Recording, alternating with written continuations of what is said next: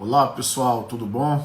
Estamos aqui hoje, eu, Tiago Leitão, para mais uma live da Bonsai Mais, dando continuidade a uma série de lives que nós já fizemos. Hoje a gente tem o Ibirá, um cara indicado por Christian de Ross, um craque, e o assunto é Chorim e Mamê, tá bom? A gente vai tratar exclusivamente sobre esse assunto, técnicas de como fazer, como começar, como proceder, as vantagens e desvantagens, vasos, tá bom, pessoal? Lembrando que aqui no YouTube tem uma playlist com todas as lives que nós já fizemos. Todas as quintas-feiras a gente tá fazendo essas lives aqui no Instagram e depois eu coloco no canal do YouTube, tá bom? Só passando para vocês aqui, nossas próximas lives, nossas próximas já agendadas, a gente vai ter Ricardo Paiva, a gente vai tratar com Ricardo de Bosque, de Paisagem, Pejim, aí Bergson, vai sobre pedra artificial, Mozart Neves, especificamente sobre a Caliandra Espinosa, tá? Cláudio Rato sobre biologia e fisiologia e a parte da ciência aplicada ao bonsai. Ladoso, a gente vai definir o assunto, mas provavelmente naturalismo. Rock Júnior também vai estar, McDonald Fernando, Wagner, Diogo Schneider, João Porto, enfim.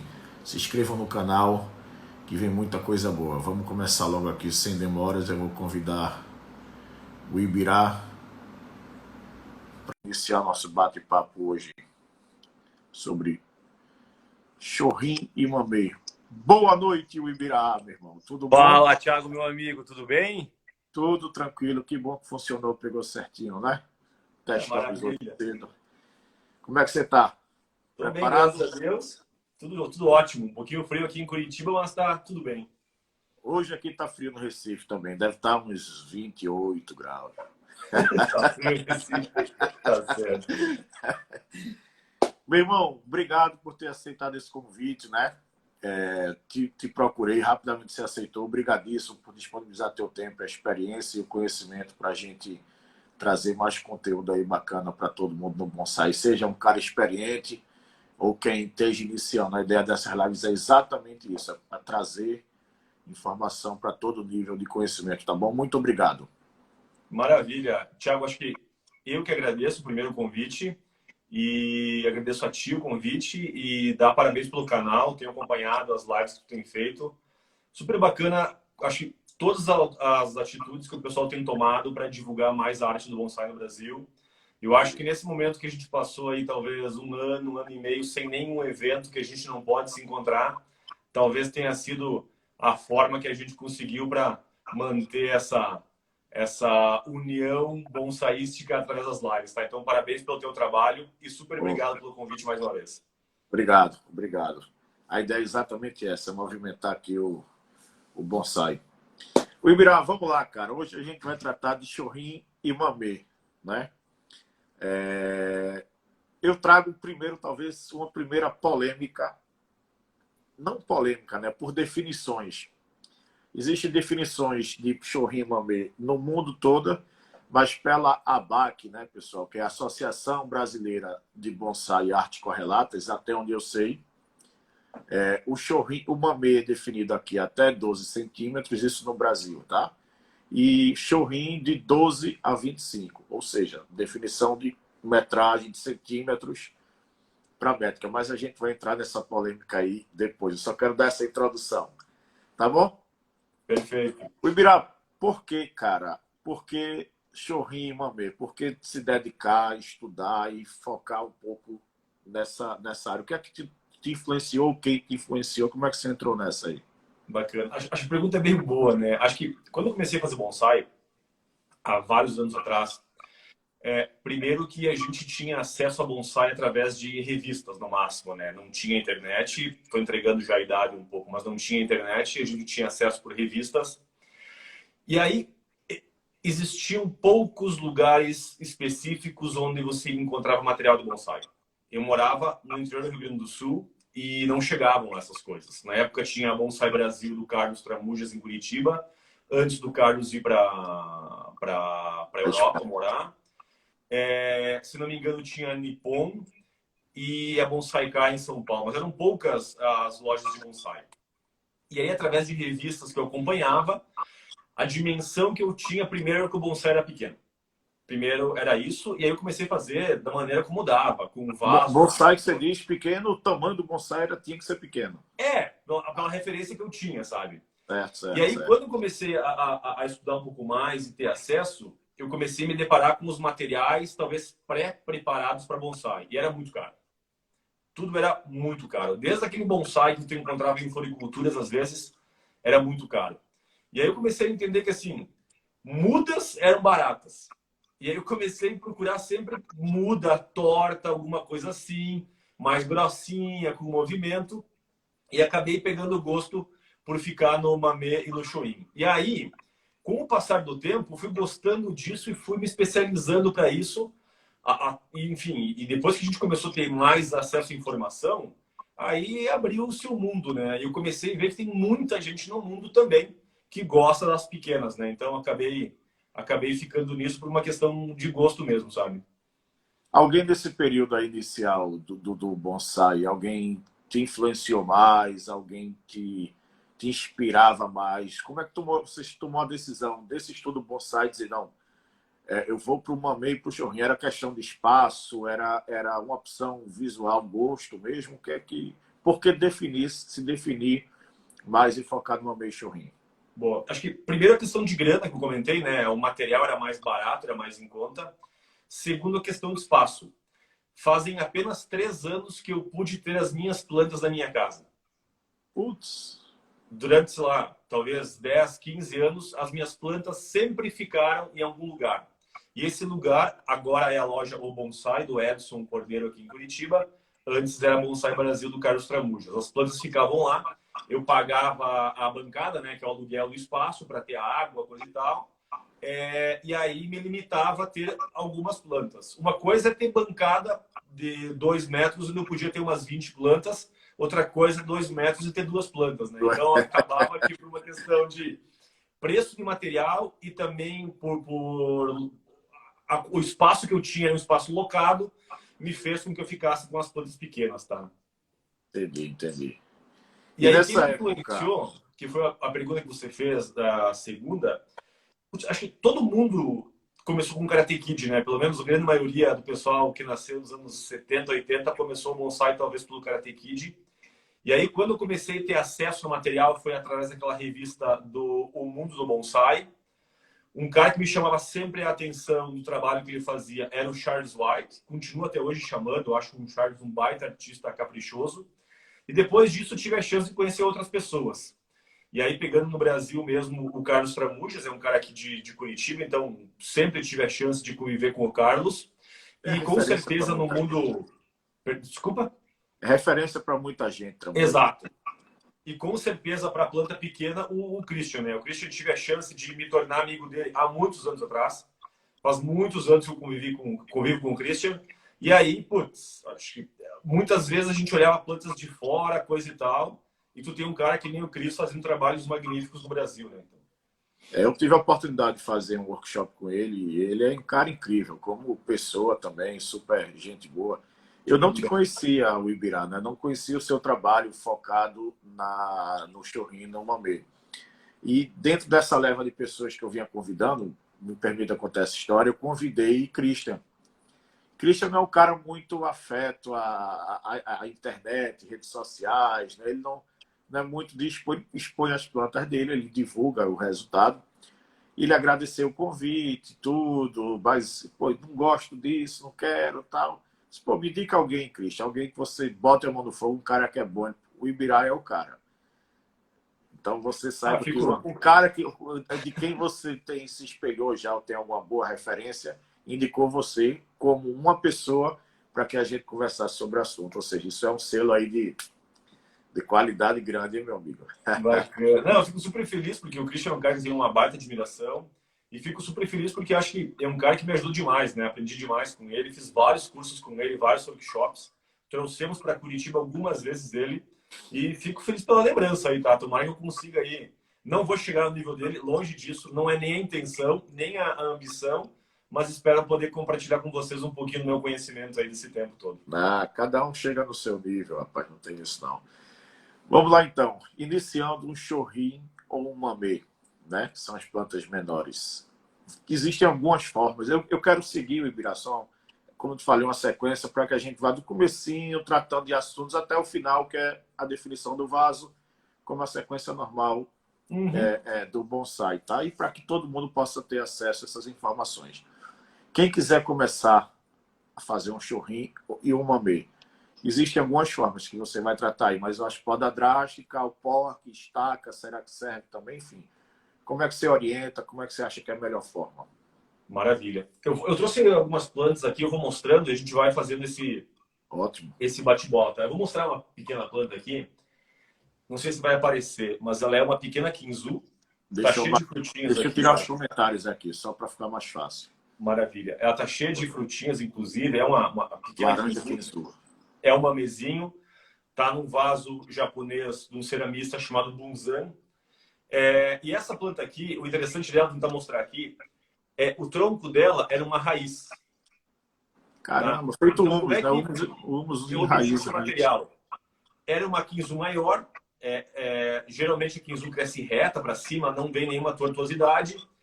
E aí, no viveiro onde ela estava, que era o bonsai, ela estava num saco plástico.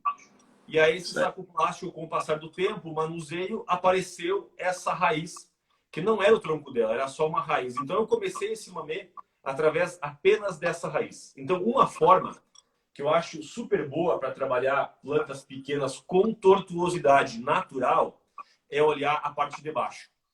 Isso, a Kinzu é perfeita para isso. Macieiras são perfeitas para isso. Qualquer tipo de micromalos, a outra maçãzinha também. O E humus em também raiz pega bem de raiz também. pega bem. E algumas nativas nossas que nem jabuticaba e pitangueira, tá? É São mesmo? plantas que você consegue encontrar uma raiz. E a parte da beleza é que a raiz tem curvas muito naturais. Só que ela chega a fazer curvas bem fechadas com naturalidade. Então, é um caminho que eu acho. Esse é um dos caminhos. Outro caminho Desculpa, o Ibirá, desculpa. Ainda nesse assunto, que eu confesso que não sabia, principalmente sobre as mirtáceas aí, a Uhum. jabuticaba e a.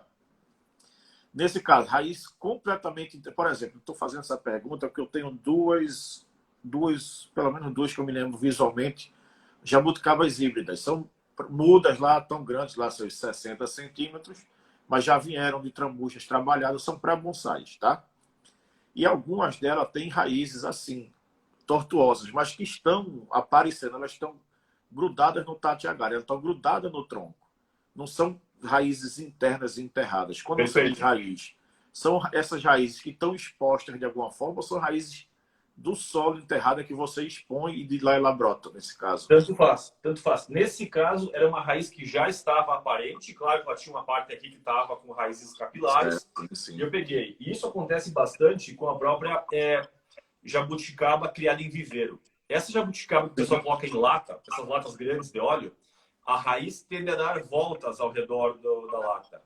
E se a pivotante não é cortada, a pivotante continua crescendo. Essa pivotante aí dá materiais excelentes. Às vezes, de uma pivotante, tu consegue fazer 2 a 3 mudas com tortuosidade e com uma beleza super bacana, apenas de uma raiz. Que maravilha. Eu confesso, eu não sabia, nunca imaginei, cara. Nunca imaginei, que bom. Eu sei, por exemplo, você começa a planta e eu sabia exclusivamente do humus, né? Que você pega a raiz, o O humus humus faz também, muito bem. perfeito. Né? Pode juntar várias raízes, inclusive, para fundir tronco e começar um projeto. Bacana. Aí você ia pegar alguma outra planta, eu acho que eu te Vou mostrar interrompi. Segunda opção, né? outro modelo aqui. Deixa eu ver se vai aparecer aqui. Deixa eu Essa tirar planta novamente os aqui comentários, só um minuto. Vamos lá. é uma macieira, tá vendo? Certo. Essa é uma macieira que ela era um bonsai numa loja de bonsai pronta para ser vendida. Era um bonsai de uns, sei lá, talvez uns quase 50 centímetros, tá? Qual que era a parte que me interessava? Ela tinha aqui uma bifurcação com uma base bem grossa e uma bifurcação com várias ramificações próximas dessa bifurcação. No O que caso, eu no fiz? Eu ápice aí. comprei por um Malporque. preço de bonsai comercial, sem grandes atributos, fiz um alporque aqui. Essa planta já está há um ano quase nesse alporque, ela deve ter uma base de mais ou menos de diâmetro, uns 9 centímetros, e ela frutifica muito de maçãs. Ou seja, era um bonsai comercial, eu peguei uma parte que me interessou aqui e vai dar talvez uma planta de uns 12 a 15 centímetros que frutifica muito. Se você olhar, ela está super bem ramificada já, coisa que para macieira nem sempre é fácil, tá? Então, foi um material que me interessou a parte aérea dela. Então, uma eu fiz com a parte escondida, que é a raiz. A outra eu fiz com a parte aérea, que talvez não era a maior beleza da planta. Vou mostrar mais dois modelos aqui, tá? Só um segundo. Vamos lá. Raiz e alporque até o momento, não é muito bom. Essa daqui está num escorredor ainda, não é nada, está para ser trabalhada, mas é uma caliandra, tá vendo? Sim. Rosa, essa né? caliandra, ela era uma caliandra, talvez, dessa textura aqui, onde ela foi aramada, logo no começo da vida dela, posto no escorredor e aqui ela cresceu. Tá vendo essa marca aqui? Não sei se dá para aparecer a marca de corte aqui. Dá sim, uma poda drástica. Essa planta devia estar com uns 80 centímetros, tá? Era um varetão com essa curva no começo. Eu podei aqui, ela ficou só esse toquinho. E aí eu comecei a estilizar ela do nada, ou seja, só do que sobrou. E daqui uns 2, 3 anos vai estar com uma copinha aqui formadinha. Ou seja, era uma muda arrancada de calçada. Foi posta o movimento inicial, deixou-se crescer longo e cortou-se quando chegou numa espessura de tronco adequada, tá? Só curiosidade. Desculpa, concluir. Porque você encontra muita mudinha assim. Esse trabalho aqui você consegue fazer. E o que tem que ficar esperto é com a proporção, né? Não adianta querer ter um tronco que ainda é fino com uma planta comprida, né? Então aqui vai ser uma planta bem... O que a gente fala, planta socadinha, né? Vai ser uma planta aqui que vai ficar próximo dos 8, 9 centímetros no máximo, tá? A gente vai falando essa parte de proporção. Uma questão, só de curiosidade, nessa caliandra, que eu sei que se faz principalmente no ficus microcarpa, não, daquele da folhinha mais esticadinha, o nerifolia. Tem gente que deixa o arame eternamente, ele come, enfim, ele cresce e envolve o arame. Nessa caso aí não. Deu movimento, tirou e ela cresceu, né? Eu tive as duas experiências já. Essa caliandra foi retirado o arame, mas também tive experiências de deixar o arame marcar. O azar que eu tive é que todas que eu fiz com arame, nunca fechou 100% arame. Entendi. Então, sempre, em alguma das voltas, aparecia o arame. Eu vi trabalhos muito bons. A Regina fez alguns trabalhos assim no passado, onde ela deixava o arame marcar e engolir mesmo, só que no campo, né? E aí eu acho que bomba mais. Eu sempre trabalhei em vaso, nunca consegui talvez deixar as raízes esticarem tanto. E aí nunca consegui fazer com que fechasse completamente o arame, por isso que a experiência em trocando os arames foi um pouco melhor. Entendi. E aí o último método que eu vou mostrar, vamos lá, é esse daqui. Ainda está no escorredor, tá? Não sei se dá para enxergar aí direitinho. É um tridente. Ele tem uma base que é maior do que um palmo, quase a base dele aqui. Essa planta, ela tem uma cicatriz enorme aqui, talvez vocês vão enxergar, que já fechou, tá? Mas é uma marca aqui do que era uma cicatriz grande. Sim. Aqui atrás, ela tem uma outra marca que também já está fechada. Vocês não vão conseguir enxergar, mas tem uma outra marca aqui que está fechada.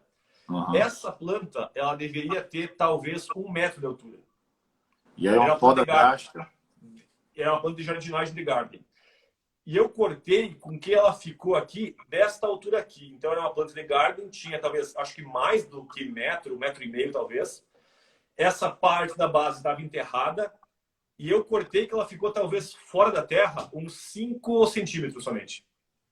Pois é, eu consegui, eu falei com você que gostaria de ter feito hoje a live lá no Viveiro, não consegui. Exatamente, eu sabia que você ia falar sobre poda drástica. Deixa eu pegar aqui também, só para mostrar exatamente, eu acho que o que você... cadê? Como é que eu viro a câmera aqui, ó? Isso aqui é um ligustro. Ó, isso aqui está no meu Instagram, pessoal. Isso seria exatamente isso aqui. Isso é uma plantinha que era grande, ela foi cortada geral aqui, e você pode ver, nasceu um broto aqui, um aqui. Hoje esses brotos já estão bem grandes, você começa a dar movimento. A mesma coisa dessa aqui. Olha a raiz que tem. Perfeito. Isso tudo aqui é de poda drástica aqui, ó. E aí você começa a formar. Claro que aqui foi a primeira foto depois de uma poda, que é o que o Ubirá fez na proporçãozinha bem menor, né? Falta muito tempo para chegar. Então exato. A gente viu... Se você olhar essa base desse tridente aqui, a base deve ter de diâmetro uns 22 centímetros, tá? E eu deixei ele com 5 de altura. Claro que eu fiz isso na época adequada, porque fazer uma poda tão drástica assim, na época errada, tem grande chance de ter uma retração de seiva, mesmo que seja um ácer, e você perder a planta. Então ela estava bem enraizada, estava bem saudável, consegui fazer a poda, e aí, claro, estou conduzindo para formar ela há alguns anos, tá? Ainda vai tempo aqui, está nesse corredor ainda para ganhar um pouco de vitalidade. E agora, nessa final do inverno, eu vou enxertar aqui outros 7 áceres para corrigir o nebari dela, para ficar um nebari radial. Então tem bastante trabalho pela frente ainda. Tipo aí por transfixia, qualquer coisa, encostinha, o que seja, né? Transfixia e encostia. Os dois pegam super bem esse tipo de ácer, nunca tive problemas, dá para fazer com segurança. Eu tenho até uma foto aqui, a gente vai chegar nisso também. É isso, mamei, chorrinho, que seja hormônio, a planta do tamanho que seja, as épocas certas devem ser respeitadas, a regra tem que tomar cuidado, ainda mais para as menores, enfim, geada, frio. É uma planta igual às outras, pessoal. O Ibirá, é mais fácil ou mais difícil você cultivar mamei e chorrinho? Construir, cultivar, manter, quais são os riscos, né? Ela tá lá. Eu acho que difícil e fácil é relativo, né? Eu acho que assim, vou mostrar aqui para vocês, tá? Esse é um nerifolia, tá? Esse é um pequeno nerifolia, tá num vaso shibakatsu japonês. É uma planta que também foi feita de uma raiz, então era só uma raiz aqui e cresceu. Essa planta tá num vaso relativamente pequeno, né? E a base dela tá quase encostando nas bordas do vaso aqui. Essa é uma planta que é muito resistente, mas se deixar um dia num sol escaldante e perder a rega dela, ela vai começar já a soltar algumas folhas na semana seguinte por amarelamento, que são folhas que ela sacrificou. Então, manter uma planta dessas saudável é rega todo dia. Não dá como descuidar. E aí, acho que a rega é o primeiro ponto importante. Estresse hídrico é outra coisa importante. Porque um vaso desse tamanho seca super rápido. Um vaso assim, então, seca em questão de horas. Então, para um vaso que nem esse, eu uso aquela bandejinha com areia embaixo para manter a umidade, tá? Porque apesar de regar todo dia, mesmo rega diária... Só para esclarecer, pessoal, quem não souber como é isso, você pega uma bandeja grande que seja, uma bandeja que seja bem maior do que o vaso, para botar vários ou maior do que o vaso, fura toda essa bandeja, coloca areia e bota essa planta em cima dessa areia, que a areia fica molhada por muito mais tempo e mantém a umidade. E a planta consegue lá buscar essa umidade, né? Perfeito. E aí, mesmo que eu regue todo dia, se eu não tivesse a bandeja embaixo, em dias muito calorosos, apesar de ser em Curitiba, a planta ficaria completamente desidratada. Então tem uma questão que é a rega. Uma outra coisa, vou mostrar mais uma planta aqui para dar um exemplo. Vê se consegue enxergar esse Kurumatsu aqui. Deixa eu virar assim a frente dele aqui. Tá até com um porta-adubo aqui. Caramba. Dá para enxergar a base dele aqui? Deixa eu tirar esse Kurama. Isso é um Kurama? Esse é um Kurama. Sim. Ele tem... Deixa eu virar o lado de cá para vocês verem as costas dele. Esse é o pequeno Kurumatsu, tá? O que acontece? A agulha desse cara aqui, ele é desse tamanho. Algumas sim eu tive que cortar porque estavam muito grandes. Mas a grande maioria das acículas são pequenininhas, tá? Ou seja, para manter uma planta dessa, com toda essa ramificação aqui, com agulha desse tamanho, tem que ficar muito esperto com a adubação. Então a chance de perder uma planta que está com esse trabalho todo e ficar enorme, perder as agulhas, coisa e tal, é na adubação. Então a adubação da planta pequena, quando ela já está mais formada, essa é uma planta praticamente formada, né? Quando ela está num estágio como esse, o controle da adubação é extremamente rigoroso, tá? Eu ia chegar nisso, nesse caso especificamente adubação, mas já entramos agora, vamos lá. No caso da adubação, você procura especificamente algum adubo que tenha uma carga pequena de nitrogênio, para evitar exatamente essa estiolagem, esse entrinol grande ou essas folhas grandes? Boa. Durante muito tempo eu usei osmocote, né? Acho que como todo mundo, né? E aí, com o passar do tempo, tu vai formando as plantas vão chegando num formato adequado, tu tem que parar de usar esse tipo de adubo por causa da liberação dele. Apesar de ser lenta, numa época muito chuvosa, vai liberar muito adubo, né? E é o seguinte, o substrato de uma planta pequena, eu tendo a colocar um pouco de algum substrato que retenha mais água, tá? Então, que nem se eu estou usando a Akadama, quando tem a chance de usar a Akadama, eu uso um pouco mais da Akadama do que a média de plantas maiores. Se eu não tenho a Akadama e eu vou usar casca de pinos, casca de arroz, eu vou usar um pouco mais dessa matéria para garantir a umidade. O que acontece se está com um osmocote e uma planta pequena dessas e vem chuvas intensas? Não vai lavar o substrato como lava talvez um substrato quase composto por caco e pedrisco. Ou seja, vai reter muito mais adubo ali, a planta vai se beneficiar disso e vai bombar. Então, em plantas mais avançadas, que nem essas que eu te mostrei, vou dar mais um exemplo aqui de um outro pinheiro, que também está com as agulhas bem pequenas, que é esse daqui, ó. Tá aparecendo aí? Tá sim, tá. Esse também é um pinheiro, esse é um pinheiro que não tem corte de agulhas, tá? As agulhas são pequenas porque elas são pequenas de cultivo, de anos de cultivo, tá? Aí eu uso adubo orgânico. E aí do orgânico, eu estava usando, uso como base para todas as plantas o da Ishiyama Bonsai, é um adubo muito bom. Também poderia usar o Thai Gold como orgânico, acho que tem outros no mercado brasileiro. E aí depois que o PP conseguiu para nós aí o Maruta Tamari e BioGold, aí consegui comprar com um preço mais adequado o Maruta Tamari e o BioGold. Mas a base para todas as plantas minhas é o adubo orgânico da Ishiyama. Também poderia ser o Thai Gold, que também são adubos muito bons, tá? E aí para as plantas mais formadas assim, tem usado o BioGold ou o Tamari. Todos eles têm, coincidentemente, têm uma carga de nitrogênio baixíssima, né? É baixo. Bem baixa, bem baixa. Comparando com o 15912 hoje, Mocote é 15 logo de cara aí, uma carga maior. Acho que o BioGold BioGold acho que é 4, 4,1, 4,5. bem pouco, né?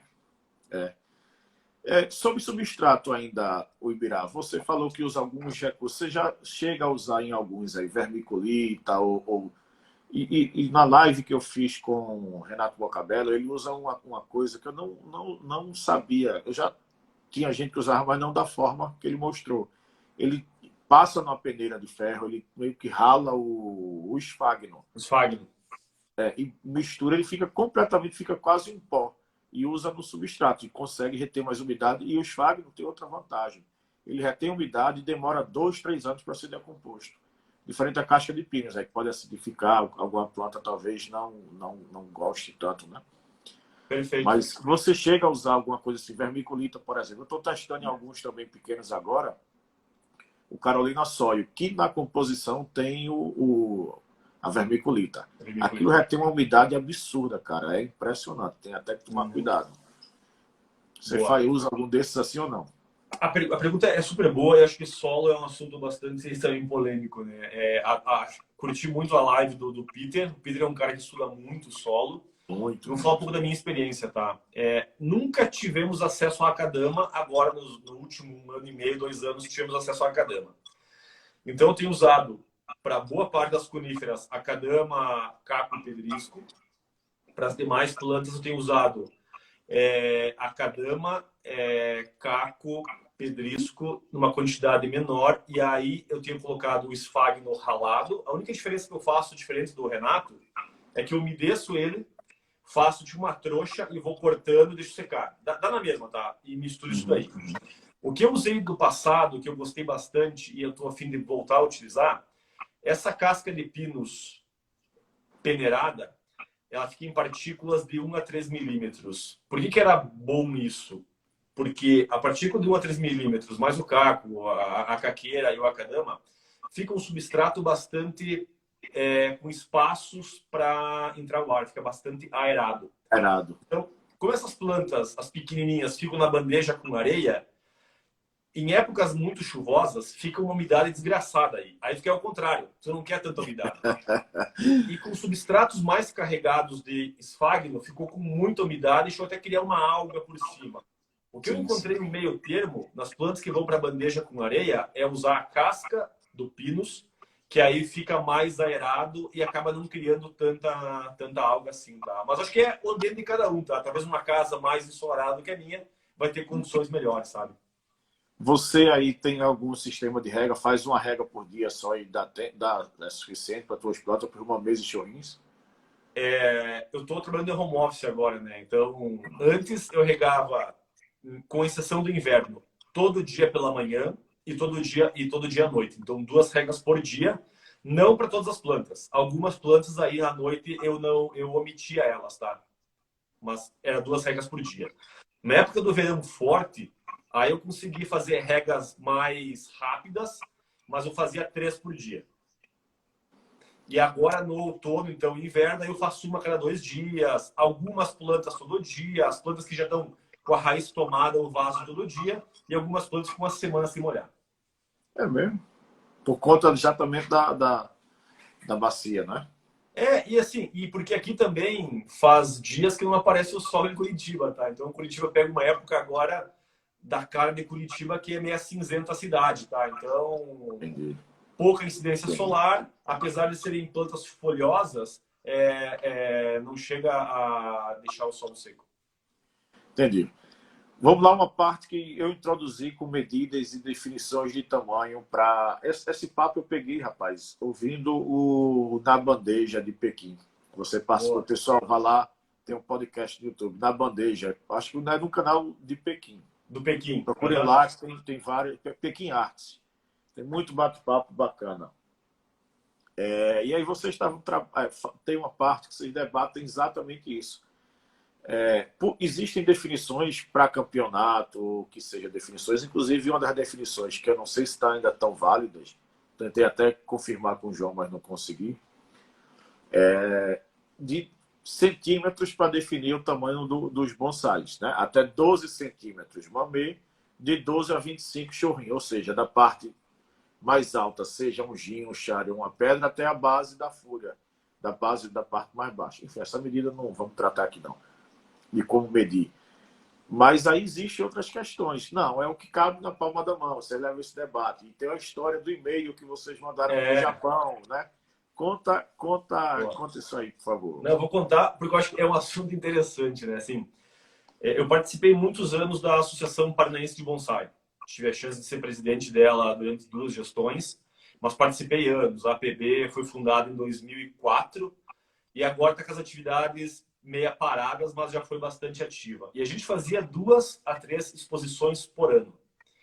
E aí, com o passar do tempo, a gente começou a deixar a exposição mais bacana, né? Começamos a dar troféus bacanas, começamos a convidar algum professor para ser juiz, então o Bocabello esteve conosco, o Carlos Trabuges esteve conosco, o Christian esteve conosco, Chamel, enfim, sempre em cada exposição a gente trazia alguém para ser juiz.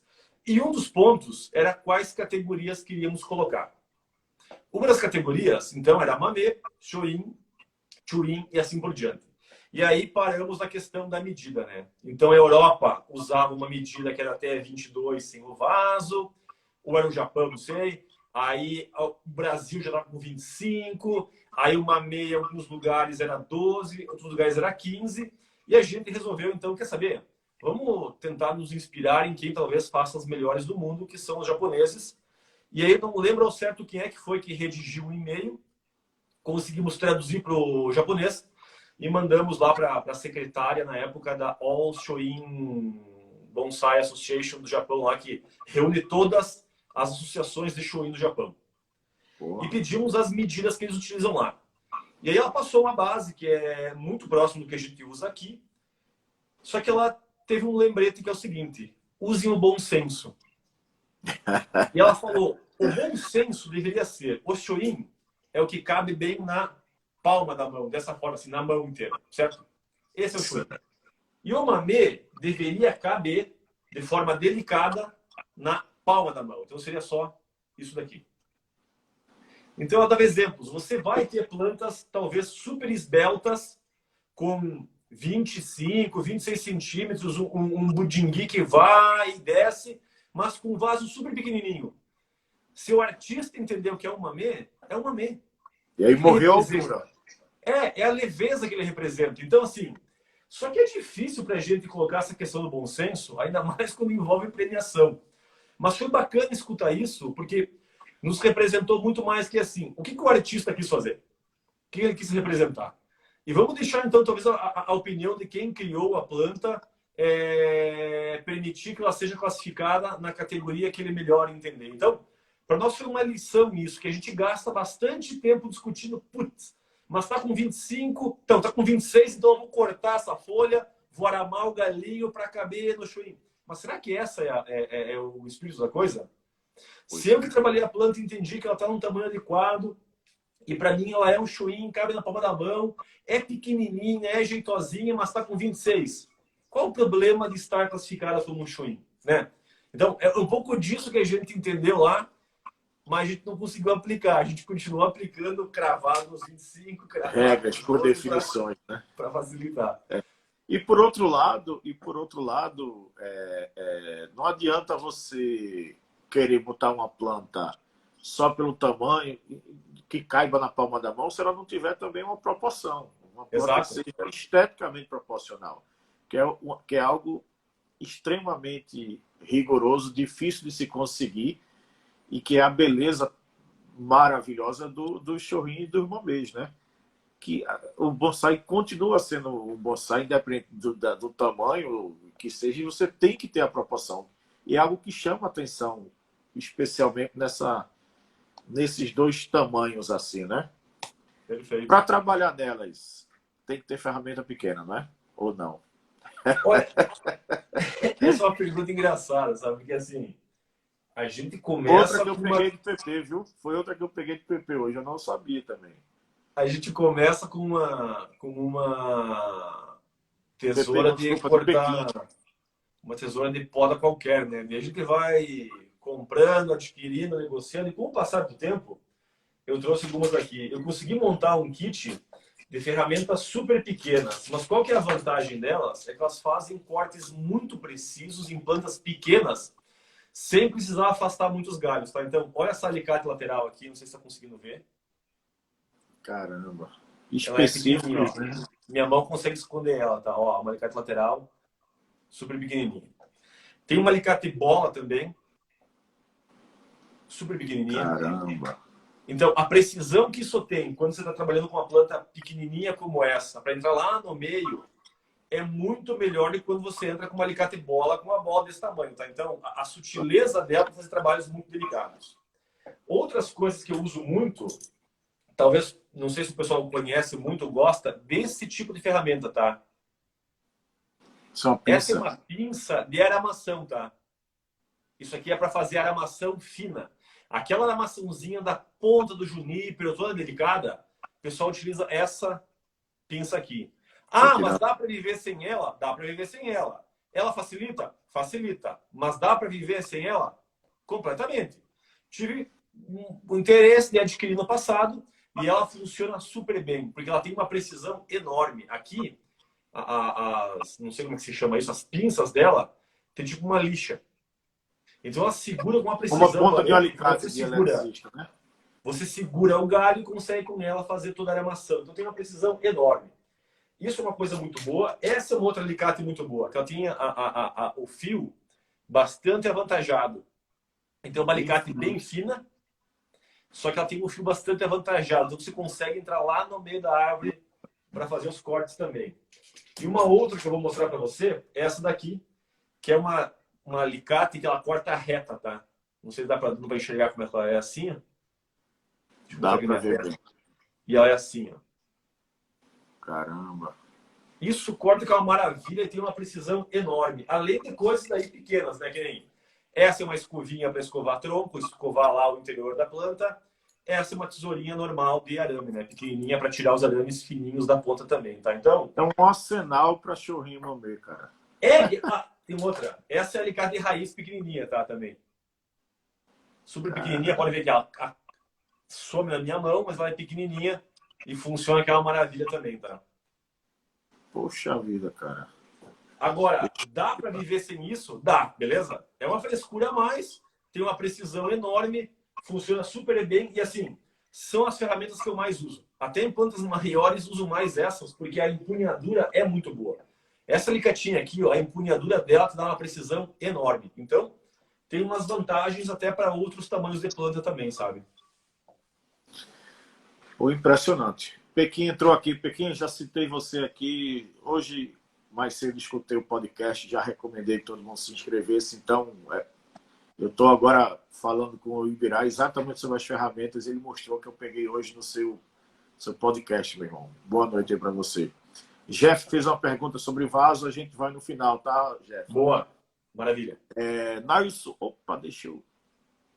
Goju, sendo feita de raiz, a probabilidade de ter cronicidade invertida aumenta?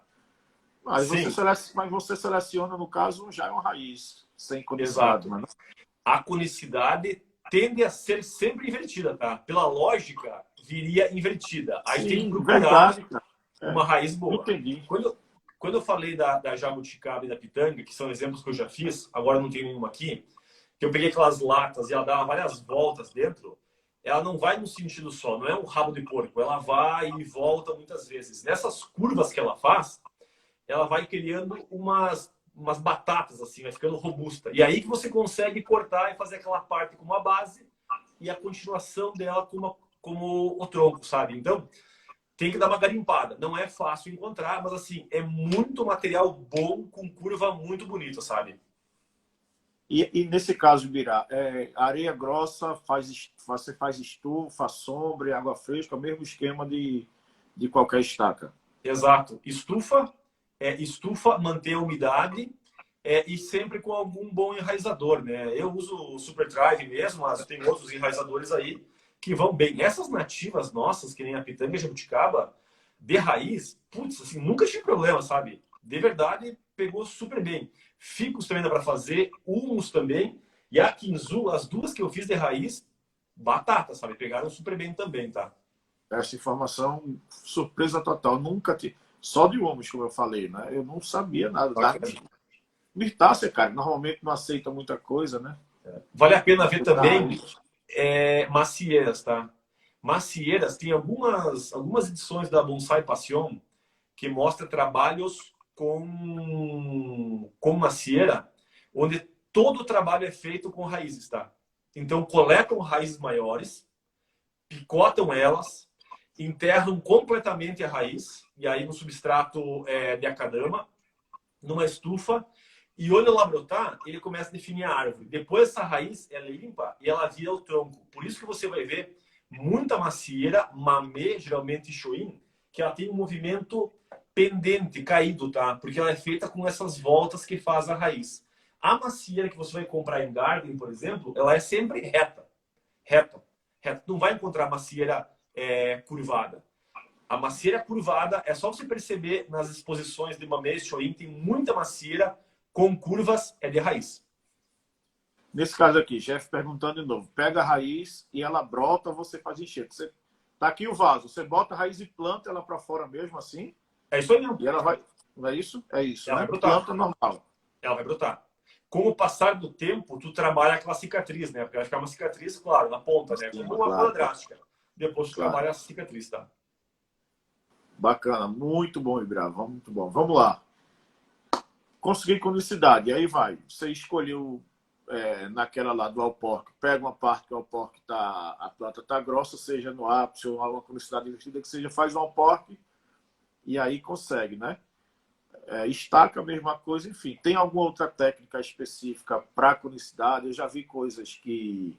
Tem gente que... Eu não sei se Anderson Costa, eu já vi outras pessoas que fazem os cortes verticais na base para ela cicatrizar e alargar. Você faz alguma coisa assim? Fiz já no passado em espécies de ficus, mas nunca ficou para mim natural, tá? Ele cicatrizou, mas continuava aparecendo aquelas linhas verticais muito fortes, tá? Numa planta pequena, e aí aquela linha aparecia desse tamanho, ficava algo bastante artificial. Uma coisa que dá para fazer, funciona super bem, é pegar, por exemplo, aqui, vou pegar a macieira de novo aqui.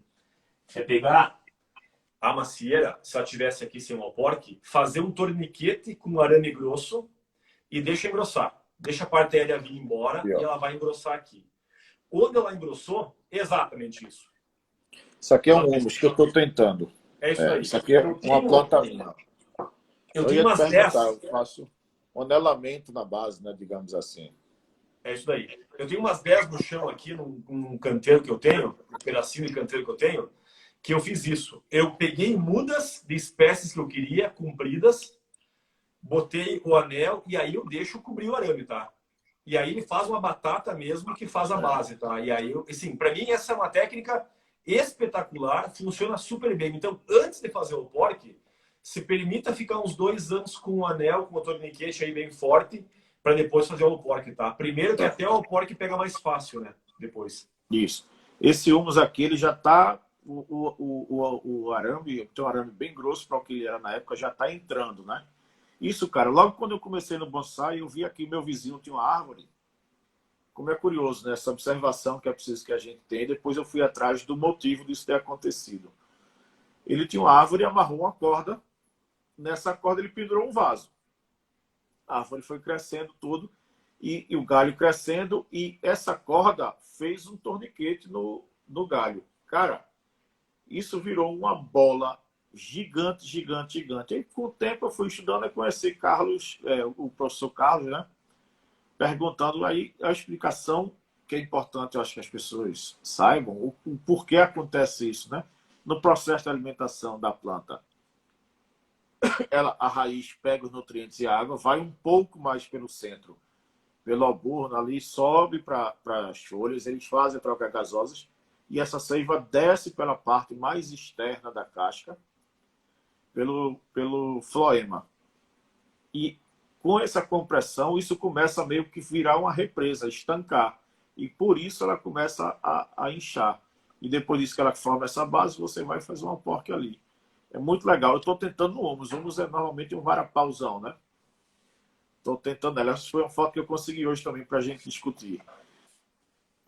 Mais alguma outra fora essa da base que você faz de anelar a base, de cortar? Acho que são essas, a poda drástica que a gente já falou, né? Mas são essas aí, sabe? Geralmente, com o passar do tempo, lembra que eu falei quando eu comecei as plantas pequenas, porque muda era barata, né? Mas com o passar do tempo, eu fui entendendo que não adianta trabalhar com muda. Então, eu comecei a pegar daí plantas maiores e fazendo poda drástica, tá? A sacada para mim é sempre fazer poda drástica que fique na proporção quase 1:1, ou seja, um de base, um de altura, no máximo 1:2. Fora isso, já começa a ficar meio desproporcional para fazer uma planta compacta e pequena, tá? Então, é uma tendência que eu tenho utilizado. E aí, o que aconteceu? Com o passar do tempo, fui pegando mudas altas de várias plantas e torando tudo embaixo, tá? Ficando tudo toquinho, deixava crescer e depois começava a formar, que nem foi o exemplo desse tridente que eu mostrei aqui. E nesse caso, as ramificações, o Ibirá, você faz aquele negócio, cresce, corta, deixa crescer e corta, para poder ter conicidade de galho e também ter nas bifurcações naturais, como faz no bonsai, né? Deixa eu crescer até o galho chegar na espessura que eu quero. E aí eu corto deixando no 2 pares de folha, tá? Então é comum tá o tronco aqui, sair o galho aqui, e depois eu cortar e deixar um toquinho aqui só. Para que ele saia logo próximo do tronco, já rebrotando, e fazer um patamar próximo do tronco, não distante, tá? Eu tenho outro aqui que hoje eu peguei foto lá, deixa eu só mostrar. Só que aqui eu não deixei com pá de folha, tá? Mas olha, isso é uma... Essa plantinha, cara, ela deve estar hoje com, sei lá, uns 8 centímetros. Ela tá feiozinha. Cadê não? Aqui. Olha, isso é uma cerejinha. Eu cortei aqui para quê? Para que desses cortes ela rebrote e aí eu comece a ter conicidade. Essa é uma outra forma também, não é? Isso para jabuticaba serviria bacana, as para pitanga também, né? Você tem a planta, deixa aí, o galho chegou na bitola que você quer, o primário, corta para ela bifurcar novamente. E corta próximo do tronco, deixando um toquinho só. E aí, depois que já formou a ramificação primária, assim, indo para a secundária, aí é desfolha. Desfolha, desfolha, desfolha. Plantas no verão. Humus, Acer, eu desfolho 3 a 4 vezes entre primavera e verão. Puta merda. Tá? Deixa eu mostrar para vocês uma planta aqui, com licença. À vontade. Essa daqui eu peguei de última hora ali, é um Dessochô. Tá aparecendo aqui? Deixa eu tirar. Tá assim, bem pequenininho a folha, né? É um Dessochô, tá aqui, ó. Essa planta aqui, ela tá engraçada, que ela tá vermelha desse lado de cá e aqui tá verde, tá? É o lado que ela pega mais vento e mais frio, tá? Mas esse é um Dessochô que ele tava ele foi bastante atacado por fungos. O Acer Desoxô, que é esse que brota vermelho, ele pega muito fungo e aí trabalha com fungicida, tô aprendendo a trabalhar com ele. Mas ele sofreu muito e ele estava com uma ramificação toda estranha. Essa ramificação toda aqui foi construída em 1 ano. Dos galhos primários, bem definidos, toda essa ramificação, você está aparecendo direitinho ele. Ele está meio fora de forma agora porque ele brotou muito, tá? Mas toda essa ramificação foi formada num ano com 4 desfolhas, tá? Tem o que aí? Já terciário, mais ou menos? Ah, tem terciária para frente já, tá? E assim, as folhinhas que estão brotando agora são super pequenininhas, tá? São folhas, sim, tamanho de um pouco maior do que uma cabeça de um dedão, sabe? Você tá aparecendo aqui assim, sabe? Tá certo. Algumas para baixo, ainda onde pegou um pouco mais de sombra, tão maiores, mas a grande maioria da que pega mais incidência de sol tá super pequenininha, tá? O que acontece? Essa é uma planta que agora, se não pegar mais fungo, né? Se eu conseguir acertar a mão no controle aqui, é uma planta que dá para fazer 1, 2 desfolhas por ano. E aí, para o futuro, eu quero expor ela sempre desfolhada, porque ela vai estar com uma ramificação muito fina. Entrenó curto e ramificação muito fina. O Acer, para quem pode cultivar Acer, é uma escola. Adubou demais, entrenó longo. Adubou de menos, não desenvolve. Tu desfolha, ele não brota. Então, o Acer é uma planta super resistente, que você pode testar muita coisa, e é uma planta que permite você trabalhar muito com refino. Então, refino de folhagem, de terciária para quaternária, o Acer é uma baita planta para isso, tá? Oh, bacana, bacana.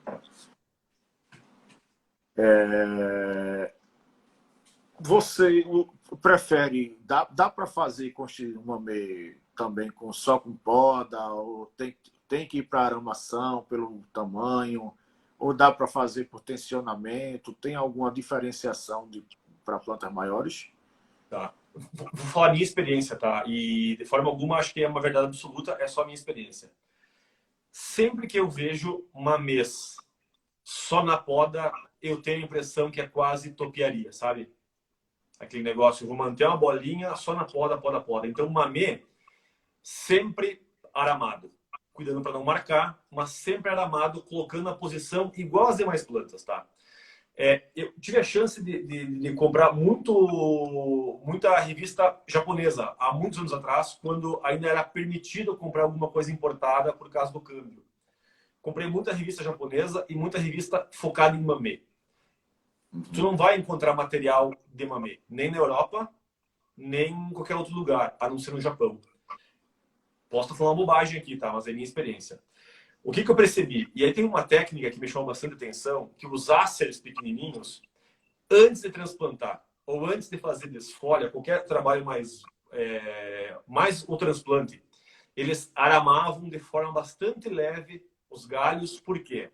Porque num transplante, a chance de você quebrar sem querer um galho é muito grande. E você perder um galho do mamê, tu perdeu meia planta às vezes. Perdeu o ápice, perdeu a planta inteira. Então, eu sempre vi os mamês pequenininhos assim, de 10 centímetros, 8 centímetros, com troncos grossos, super bem refinados, super bem aramados. O único material que eu encontrei específico sobre mamê, até hoje, foram essas revistas, são livros, na verdade, japoneses. E aí eu consegui, através de tradutor de celular, traduzir boa parte deles e estudar neles, mas eu nunca mais encontrei material focado em mamê. Talvez no Japão tenha, para nós aqui é muito difícil encontrar, na Europa não tem. O livro do Morten Albeck é de Shorin e mamê, coisa e tal, mas exclusivo de mamê só lá no Japão. E o que me chamou a atenção é que toda planta é aramada. Não tem planta segurada quase só na poda.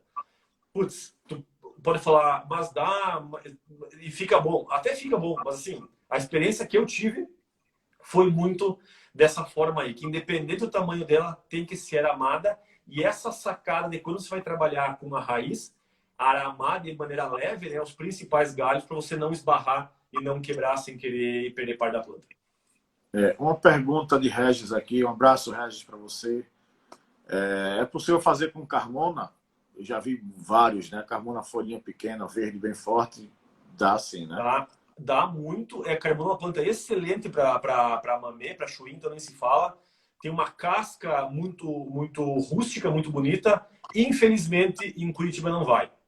ela não aguenta o nosso frio, apesar de não ser um frio tão intenso, ela não aguenta. Então, assim, eu sei que o pessoal de Joinville tem muita carmona. Joinville é bem mais quente que aqui, apesar de ser próximo. E em Curitiba, infelizmente, a carmona vem, ela floresce, ela tem aquela folha lustra, bonita, verde. Com o passar do tempo vai definhando, definhando, definhando, até ela estagnar. Então, É infelizmente, uma não vai pena. vir aqui. É uma Eu pena. também queria aqui Acer, queria Pinheiro, queria tudo. Não dá, não tem como. Tudo não terás, né? É. Pepe, o Ibirá, explica um pouco o transplante do mameio de chorrinho. Eu não sei, eu escutei isso hoje também, aquela questão de aramar antes e depois fazer o transplante, deve ser isso, né? Assim, ó, eu transplanto os mamês e os chuins, sei lá, a partir de julho, meu direto, viu? E vou até dizer chega, até em dezembro eu tô trabalhando. Mas qual é o controle que eu faço? Eu tenho uma pequena estufa. Aí tu vai falar, poxa, mas tu construiu uma estufa? Não. Sabe aquelas caixas plásticas de guardar, organizar materiais em casa? Sim, sim. Um caixa de feira, ou que seja. Eu peguei essas caixas plásticas que tem em loja, tipo 99, assim, caixa plástica para guardar coisa em casa.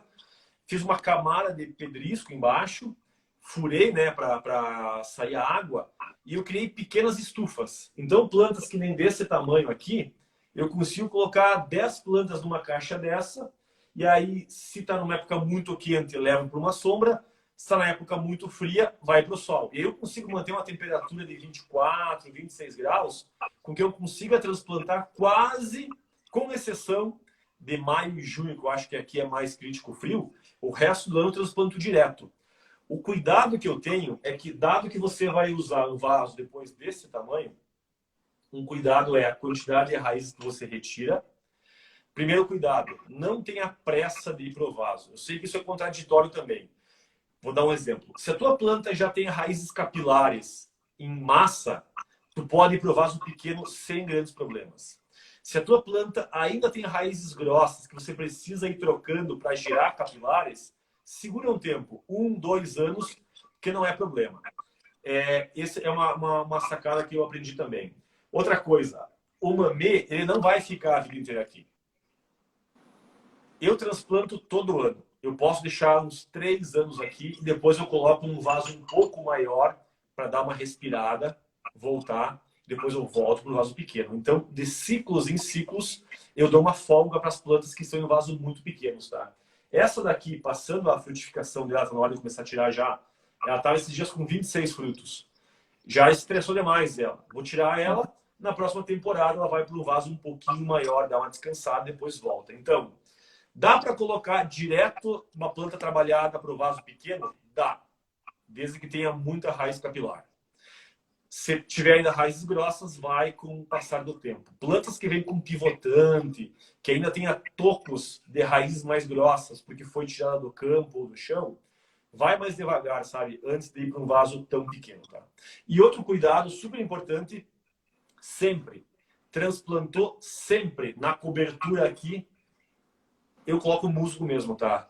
Ou esfagno ou musgo. Pego o musguinho, limpo a plaquinha e coloco, além de achar bonito, porque eu acho que é verdinho bonito, ele protege nesse momento que a planta vai precisar transpirar e vai estar ainda com poucas raízes, tá? Então sempre protejo a camada do solo com musgo, tá? Mantém bem mais a umidade, claro. Mantém a umidade. E eu uso a estufa também, né? A estufinha sempre, no calor, vai para a sombra, no inverno ou no frio, vai para o sol, tá? Ainda nessa parte de vaso aí, de eggs aqui, ó, uma pergunta. E vasos de treinamento, seria melhor utilizar vasos cerâmicos do que vasos de plástico, pois aquecem mais, esquentam mais, assim como os japoneses utilizam vasos cerâmicos para treinamento. E aí eu acrescento isso, fora o vaso, né? A gente está com uma planta pequena, um substrato menor, vaso de treinamento, principalmente para mamê. A bancada que você vai utilizar, colocar essa planta também, precisa tomar um cuidado, eu acho. Uma bancada de concreto que vai esquentar muito, né? Num vaso que vai esquentar muito, não tem aeração, vai também prejudicar a planta. No caso dos teus vasos de treinamento, são plásticos? Você tem algum tipo de cuidado especial nesse período? Boa. Acho que primeiro a bancada é interessante, tá? A bancada sempre que puder ser de madeira é melhor, Uma né? coisa que mãe é sempre prioridade. Sua mãe está mandando os parabéns aqui. Ah, um beijo, mãe. Te amo. Alda aí. Me corrige se falar uma coisa errada aqui. Eu acho que a bancada de madeira sempre é melhor, né? Por causa que a madeira consegue absorver muito calor e não transmite para o vaso, né? Se você olhar, mesmo nos viveiros de fora, onde é que as bancadas são de ardósia ou são de granito ou cimento, eles usam umas pequenas madeiras embaixo para suportar as plantas, para não vir o calor, tá?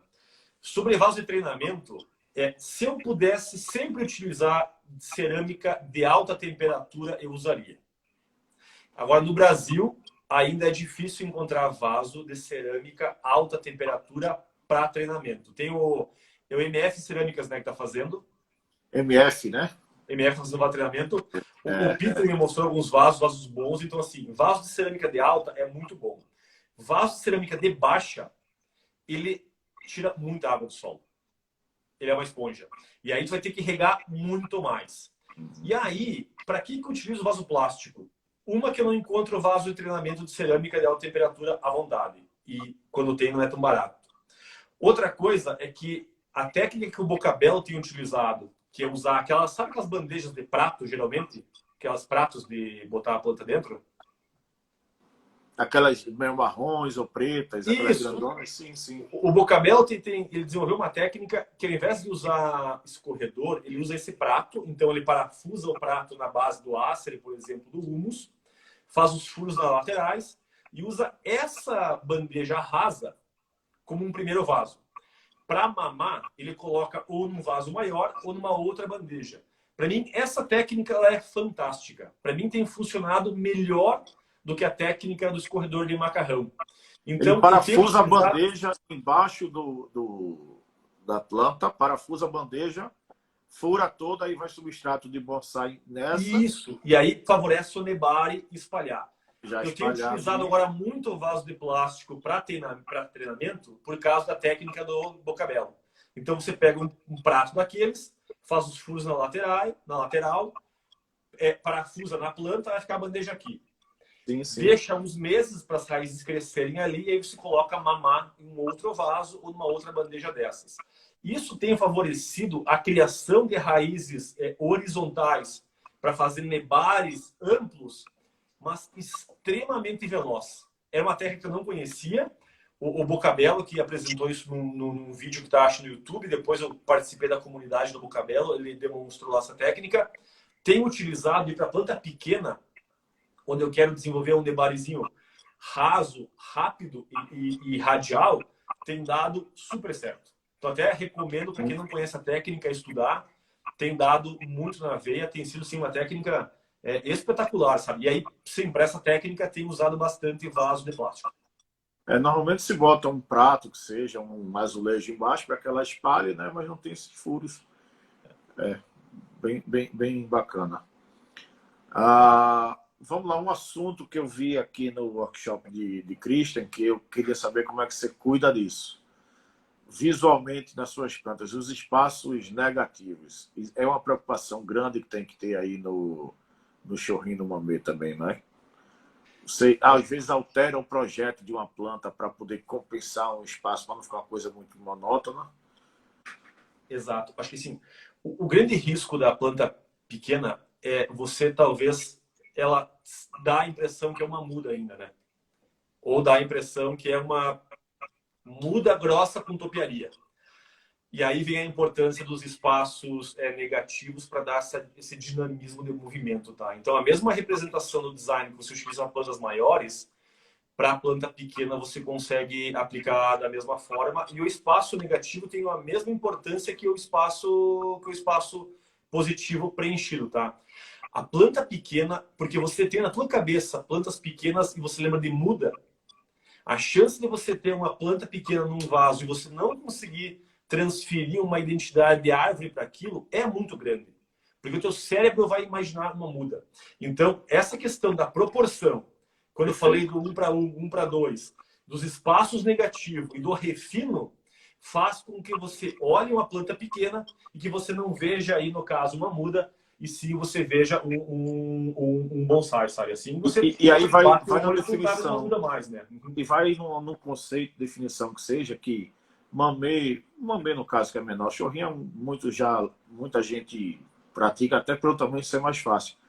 Não é você pegar uma planta e botar num vaso minúsculo. Não, Se não tiver bifurcação, se não tiver conicidade, se não tiver proporção, tiver estrutura, vai ser uma planta, uma muda pequenininha num vaso pequenininho, né? Você tem que ter toda essa formação da árvore, perfeito. igual, a mesma coisa. Por isso que muitas vezes o pessoal fala, não, mas planta pequena é mais fácil, é mais rápido. Até pode ser mais rápido, até pode ser mais fácil. Mas não menos complexo, tá? Não menos trabalhoso do que fazer uma planta grande, sabe? O Ibra pega uma planta qualquer, só para mostrar para o pessoal entender o que seria o espaço negativo. Para tirar o Essa deixa vai aparecer. Tá aparecendo aí? Tá. Deixa eu tirar os comentários. São esses vãos de que não são a massa verde, é o que vaza. Aqui, aqui entre os patamares é um espaço negativo, tá vendo? Entre esse tronco aqui que tem um tipo Logo perto do. Aí, exatamente. Pessoal, se você tem, sei lá, uma planta que está aqui, o tronco reto, e ela é aqui a copa, você vai ter ângulo de 90 graus, ou seja, uma coisa monótona. Você dá movimento para tirar não sei se é só o ângulo reto, ou seja, é a deixar monotonia, a planta mais natural. É a monotonia visual, né? Você baixa um galho mais, define melhor os patamares, deixa que a sua visão atravesse a planta, ou seja... Deixa eu mostrar uma diferente aqui que talvez vai dar para identificar melhor. Imagina se fosse reto, né? Isso. Essa planta é uma azaleia, tá? Ela tá toda assim com a folha meio avermelhada, porque no frio aqui a azaleia fica com a folha muito vermelha. É uma planta raiz sobre a rocha, então você vê aqui o tamanho que é essa pedra. Ela tá num vaso biguei aqui, japonês. É de um tom azulado, esverdeado, que quando a flor dela, que é um rosa bastante intenso, aparece com umas manchas brancas, contrasta muito bem.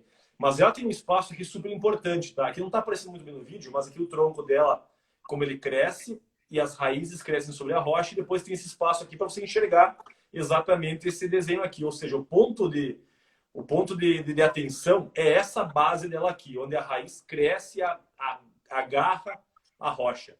Se tivesse completamente preenchido aqui, não tivesse esses buracos aqui, dificilmente o caminho do olho viria para esse ponto focal, que é o que a gente quer mostrar com mais intensidade. Ou se fosse reto, uma coisa reta, um ângulo reto, não teria essa beleza.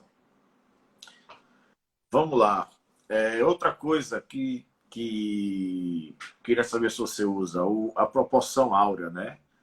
O velho Fibonacci. Você se preocupa com isso quando está estudando, quando está montando sua planta, né? Mais uma vez, desculpa, tem que citar, né? Mas mais uma coisa, porque eu também assisti no workshop de Christian, ele usa meio que uma grade, uma tela, até para, às vezes, definir, enquadrar a planta nessa estrutura, e usa também, sim, a proporção áurea na construção das plantas dele. Você faz isso também? Olha, eu gostaria de utilizar. Ele me explicou já um par de vezes. Eu não tive competência ainda de conseguir entender aquilo e traduzir nas plantas quando eu estou trabalhando. Várias fotos que eu mandei para ele, ele colocou lá a proporção e falou, ó, putz, aqui o vaso pode reduzir um pouquinho, vai melhorar. Esse galho aqui, se você aumentar ou reduzir, vai ficar mais encaixado no conjunto. Então, essa análise pós-planta trabalhada é super interessante. Eu não consegui ainda, durante o trabalho, organizar isso. Eu tenho minha proporção muito clara, que é tentar fazer 1:3, 1:2, trabalho dessa forma e alguma coisa que me agrade. Gostaria muito de estudar isso. Acho que é um caminho para refinar plantas que ajuda pra caramba, mas te confesso, admiro quem usa. Acho super bacana quem consegue pensar dessa forma, mas fui incompetente, faltei nessa aula para conseguir expressar isso nas minhas plantas, tá? É uma coisa que eu desejo fazer, tá? Mas não tive competência ainda para isso, não. Eu citei isso, não sei qual foi a live que eu estava conversando com alguém, acho que foi com a Nodera. Não, com o PP. O PP usa. PP usa sim para as mesas. Eu estava lembrando agora, foi com o PP que a gente tocou nesse assunto. E aí, pessoal, tem um vídeo no YouTube, se você botar Fibonacci, CCI no final e Pato Donald, tem um videozinho lá bem bacana, que todo mundo do Bonsai recomenda. Você vai entender o que é isso, a proporção áurea e o retângulo de Fibonacci, não sei o que danado e parece super fácil no vídeo, né? Com o tio Patinho. O retângulo dobra metade, é sempre... é maravilhoso. Você olhar uma planta e vou ver essa proporção, olha aqui. Olha, o Pepe acabou de dizer, eu uso muito na confecção das mesas. É isso aí, Pepe usa. É algo que termina sendo agradável aos olhos, né? Historicamente, desde os gregos lá, é usado e está na natureza amplamente, de forma natural, que os nossos olhos estão acostumados a ver como beleza. Então, as pessoas usam para isso, dessa forma. Deixa eu ver se tem mais perguntas aqui de alguém. Renato Bocabello, olha ele aqui. Exatamente o que eu queria perguntar. Qual das nativas brasileiras sua preferida para mameio? Porra, primeiro, super prazer estar o Renato aí com a gente. Renato, sou um grande admirador do teu trabalho. Sou membro da comunidade lá, acompanho todas as lives de quarta-feira. Nativas, eu gosto muito de nativas, tá? E gosto muito de experimentar nativas. Então, assim, a minha preferência para fazer plantas pequenininhas é o cambuí. Primeiro porque tem muito para fazer Yamadori.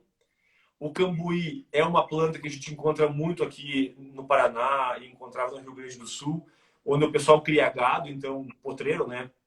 E aí o gado vai comendo as folhas mais tenras e faz com que você encontre cambuís super baixinhos, com troncos e vários trabalhos de madeira já. Então, para mim é uma planta excelente para isso e também pelo tamanho da folha. Sem falar que a brotação dela é uma brotação meio avermelhada, que é muito bonita na coleção de plantas. Quebra aquela monotonia do verde, verde, verde, porque dá um tom mais avermelhado, super bacana, e responde super bem aqui, super bem aqui. Pois é, eu acabei de comprar, eu não tenho, né? Eu não tinha, comprei 5 pré-bonsais da Trambuja, chegaram para mim. Até vou ver, né? Vamos ver se ele consegue resistir. Minha região esfria um pouco, eu não estou no centro do Recife. Agora eu estou na minha casa, mas meu viveiro é na região um pouco mais alta, que esfria, uns 4 ou 5 graus a menos do que o Recife. Vamos ver se ele resiste bem. Mas sobre o cambuí, curiosidade, poda drástica. Drástica. Bem, e pode ser drástica, deixando centímetros do chão. Vai brotar. E vai brotar muito. E aí a sacada é deixar ir embora, tá? Se você aquela plantação para cima que ele tem, deixa embora. Você destaca? Oi? Ele pega destaca? Porque não, destaca não. Não pega destaca. Ele pega de raiz também, tá? Pega de raiz? Deixa embora a brotação dele, porque a partir do momento que você colocar arame ou cortar, é muito comum ele dar uma travada, tá? Certo. Então deixa os galhos irem embora. Quando você vê que tem uma massa bacana e tem espessuras boas, aí você trabalha de uma vez só, posiciona, seleciona os galhos e deixa ele embora de novo. Então, assim, nas partes que você manipulou, ele tende a dar uma segurada de crescimento, tá? Ele tem uma característica muito forte, só nessa espécie, todas as brotações são para cima, quase não tem nada lateral. Ele, depois que já subiu lá, que já está lignificado tudo, você ainda consegue baixar, consegue dar movimento numa boa? Consegue. E aí eu uso muito, que assim, como eu prefiro deixar os galhos crescerem, eu uso muito aquela técnica de fazer um cortezinho na base, sabe? E virar o galho, tá ligado? Nunca fiz, não. Então assim, vamos supor que o galho cresceu aqui, né? Uhum. Você faz um pequeno corte aqui com um serrote bem limpo. Embaixo. Não pode, até 1/3 no máximo da espessura do galho. E aí depois você consegue baixar o galho dessa forma aqui. Então eu uso bastante isso. Uso bastante em várias plantas isso, tá? Nunca tive problema nem de quebrar, nem de rachar, nem de secar. Passo uma massinha aí e trago ele para baixo, tá? Então eu prefiro deixar ele crescer para engrossar, para depois poder trazer para baixo, tá? Excelente dica. É só uma questão aqui. Yoko, eu voltei agora. Yoko Sujo, me desculpe, eu não vou nem perguntar. É sobre tratamento de fungo para a gente não sair do assunto, tá, Yoko? Não, posso comentar. Fungicida, favor, então. E assim, fungicida qualquer um tem o passado, até porque eu não consigo comprar os mais potentes. E uma vez por mês eu pulverizo cauda numa proporção de 2%. 2%, tá? Então, eu sei que tem gente que pulveriza com proporções maiores. Para mim aqui deu certo 2% no ácido, tá? Talvez mais do que isso vai queimar as folhas. Até 2% não queima nenhuma folha. Ibirá, pedi solicitação, né? Parabéns pela live. Bonsai vai. Pessoal, ó, Wagner tá aqui, desculpa, Ibirá, um parêntese aqui. O Wagner tá com o canal da Bonsai vai, pessoal, lá no YouTube também. O Wagner faz live há eu estou fazendo há 3 meses, o Vânia faz há um ano. Dá uma força lá, se inscreve no canal do cara. Tem muito bate-papo, já passou todo mundo grande, médio, muito bacana. Se inscreve lá que ele tá, olha, eu agradecendo, na luta lá também para o canal do YouTube. Vamos todo mundo se ajudar. Deixa eu ver aqui qual era a pergunta. Refinação. Certo, Renato perguntou da melhor nativa brasileira, que você falou do cambuí, mas quais as melhores espécies que você acha para se fazer mamei choim? Olha, acho que eu vou completar a pergunta do Renato, que assim, eu sou muito fã da nativa. Então, adoro coletar uma porrada de coisa. Algumas que eu encontrei muito. O cambuí, boa. A caliandra, e aí a caliandra, essa rosinha mais comum, a Celói nossa. Guajuvira, é uma planta que dá para fazer mamês e choins muito bons. E o pessoal do sul lá me conseguiu umas mudas, umas coisas diferentes, tá? Tem uma planta chamada leiteirinha. O pessoal lá de Porto Alegre com certeza tem. Eu acho que o Júlio Veg tem leiteirinha. Tem uma folha pequenininha e ela dá tipo uma cachopa de flor vermelha, super amarela, super legal. Então, você consegue fazer plantas pequenas com floração, tá? Então, e assim, tem muitas outras, tá? Eu tenho muitas estou testando, tá? Cerejas, a cereja, a mini cereja e a cereja do Rio Grande também. E eu estou testando mais umas 10 espécies que eu pego em garden, em horto, faço de amador, que eu arranco por aí para testar.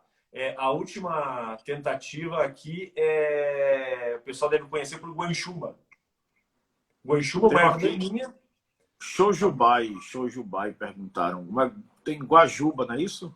Não, eu já vou chegar no shojubai. A guanchuba é uma erva daninha que dá uma florzinha amarela, lembra um pouco a ceriça, tem muito em potreiro, dá para fazer mamê com ela, tá? Mas o shojubai, acho que o Vermelho Will que tá aqui com a gente, né? Fala, irmão. Verde05. Não Isso. conheço. O shojubai não, é um marmelo japonês que eu encontrei há alguns anos num garden aqui, floresce todo ano, tá? Não é nativa nossa, mas dá para fazer muitas plantas boas com shojubai, tá? E outras espécies aí, putz, aí dá para fazer meio que em geral, né? Eu acho que o pinheiro negro, o chimpaco, todos os chimpacos, né? O procumbens, o idoigawa, as quincan, quinzu, as azaleias, os áceres, as maçãs. Eu tento pegar as clássicas, eu tenho 2 linhas de trabalho, as clássicas japonesas e nativas daqui, sabe? Tento, tudo que eu tento fazer, e as clássicas japonesas. Humus é uma boa. Rapaz, tem uma planta que eu adoro, assim. Eu adoro principalmente, eu acho que é a melhor que eu acho de todas para iniciante.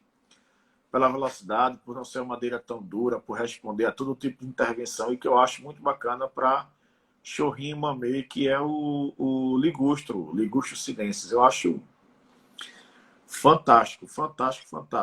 Você até falou, cara, só para mostrar um exemplo também das plantas de transfixia, né? Para às vezes você construir uma planta.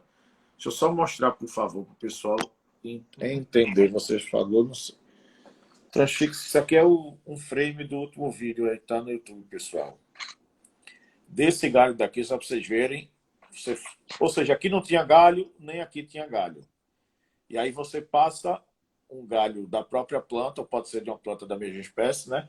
Ou seja, botei um galho aqui e botei um galho aqui. Essa planta é pequena, se vê pela minha mão, acho que é um chorrinzinho. Então é outra possibilidade de se construir a estrutura de formação de galho, né? Esqueci de falar um ponto importante sobre técnicas de formação, que é o enxerto. O enxerto é uma técnica que assusta a gente às vezes, mas quem domina tem muito sucesso porque tu coloca galho onde você quiser. Esse ácido que eu mostrei, o primeiro galho dele é o enxerto de encostia. E você falou do ligustrum, primeiro eu vou fechar o assunto do enxerto. Enxerto, eu consegui enxertar a cereja normal, a pequenininha, a cereja do Rio Grande, a própria caliandra consegui fazer enxerto, e a acer nem se fala. Qual caliandra? A celói. A celói é a rosa, né? A celói e o brevips. Eu enxerto transfixia? Não, por encostia. Eu trabalho melhor com encostia, eu acho. E aí, vou contar uma história engraçada. Eu fui morar numa casa, que eu morava antes da que eu moro agora, E no quintal da casa cresceu sozinho um ligustro, né? Como é normal acontecer. E aí, para não sacanagem cortar fora o ligustro, eu toquei e ele ficou desse tamanho assim, mais ou menos. E ele brotava só no topo. Engraçado que ligustro brota, que é uma praga, brotava só do broto. E eu fiz a planta, eu podia trazer aqui, ela tá aqui fora, eu fiz ela com 9 galhos, todos enxertados. Eu fiz, aqui tem duas, eu fiz de uma vez só, parece que já está brotando tudo, cara. Então, assim, depois que você pega a manha do enxerto, o enxerto ajuda muito para você colocar em galhos em posições mais difíceis. Agora, a próxima etapa é aprender a enxertar com ponteira e em Kuromatsu, que ainda tentei algumas vezes e não tive sucesso. Tem algumas preparadas aqui para na época ideal, que eu julgo que é aí finalzinho do inverno, que eu acho que é a melhor época. Tem pessoas que discordam sem nenhum problema. Vou meter uma porrada de enxerto de Kuromatsu aí.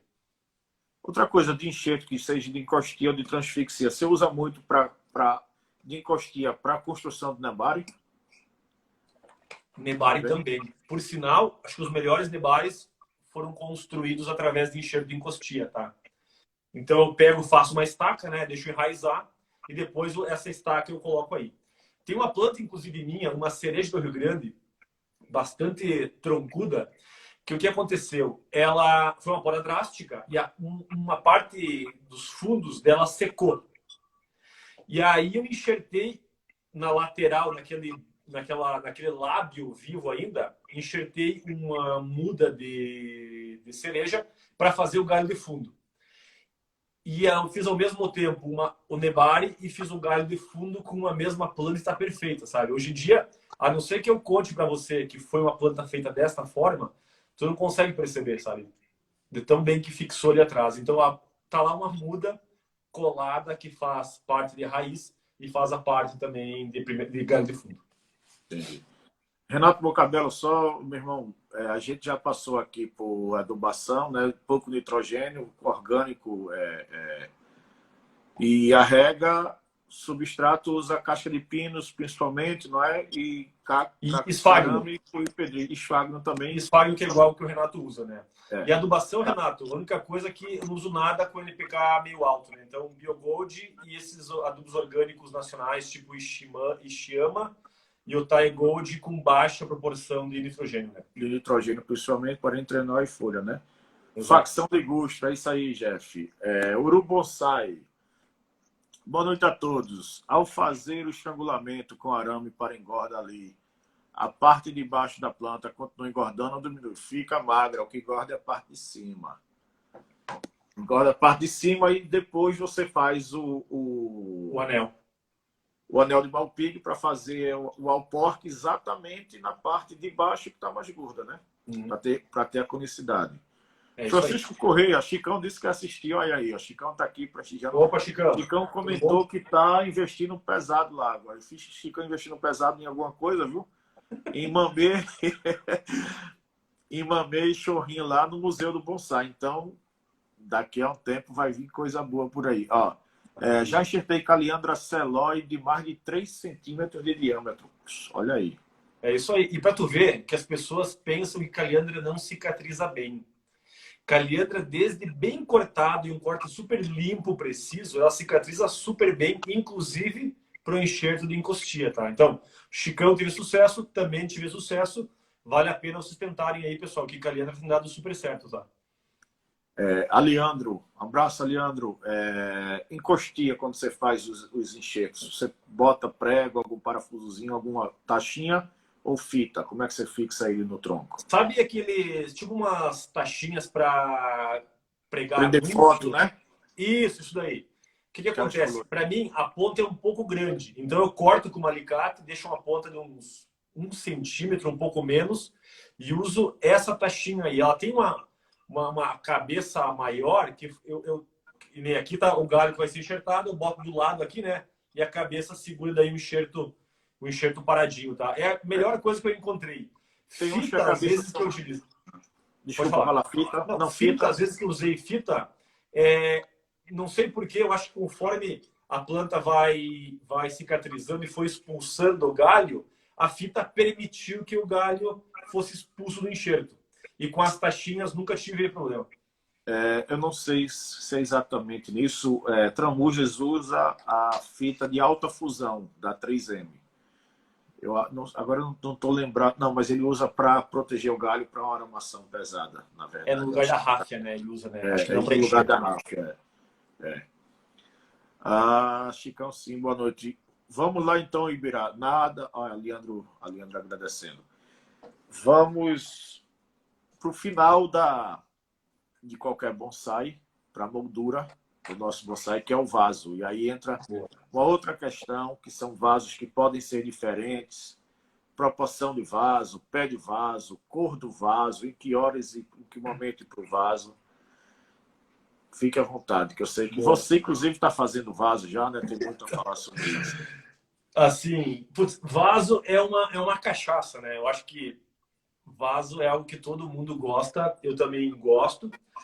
Vou falar de alguns vasos que eu acho bons, alguns ceramistas. O pessoal pergunta para mim, poxa, dá umas dicas de ceramistas que a gente possa procurar na internet e entender o tipo de trabalho que esses caras fazem, tentar comprar e coisa e tal. Então eu vou começar primeiro falando um pouco dos ceramistas nacionais nossos, tá? E um pouco das características dos vasos deles, tá? Então eu trouxe aqui, ó. Eu vou mostrar para vocês, depois vou entrar nos importados, tá? Eu acho que é legal também compartilhar. Eu vou tirar os comentários, tá, pessoal? Maravilha. Esse vaso é um vaso do nosso amigo Sérgio Nodera.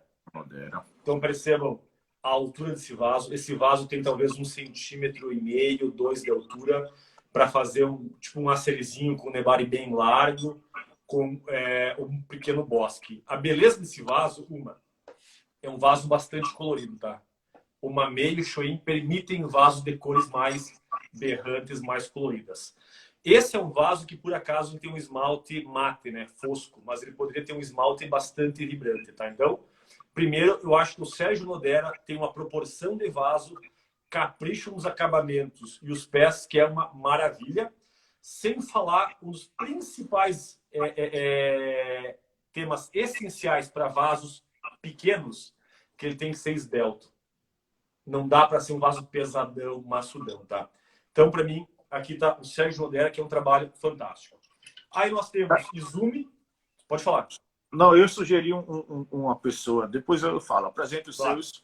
Se você não citá-lo, eu cito. Vou dar um exemplo de Izumi, e a Izumi também tem vários modelos. Olha só essa parede do vaso do Izumi, é uma parede de menos de meio centímetro, super fina. É um vaso mais altinho, prefiro vasos mais baixos, tá? Mas é um vaso queimado a 1.300 graus, uma qualidade enorme.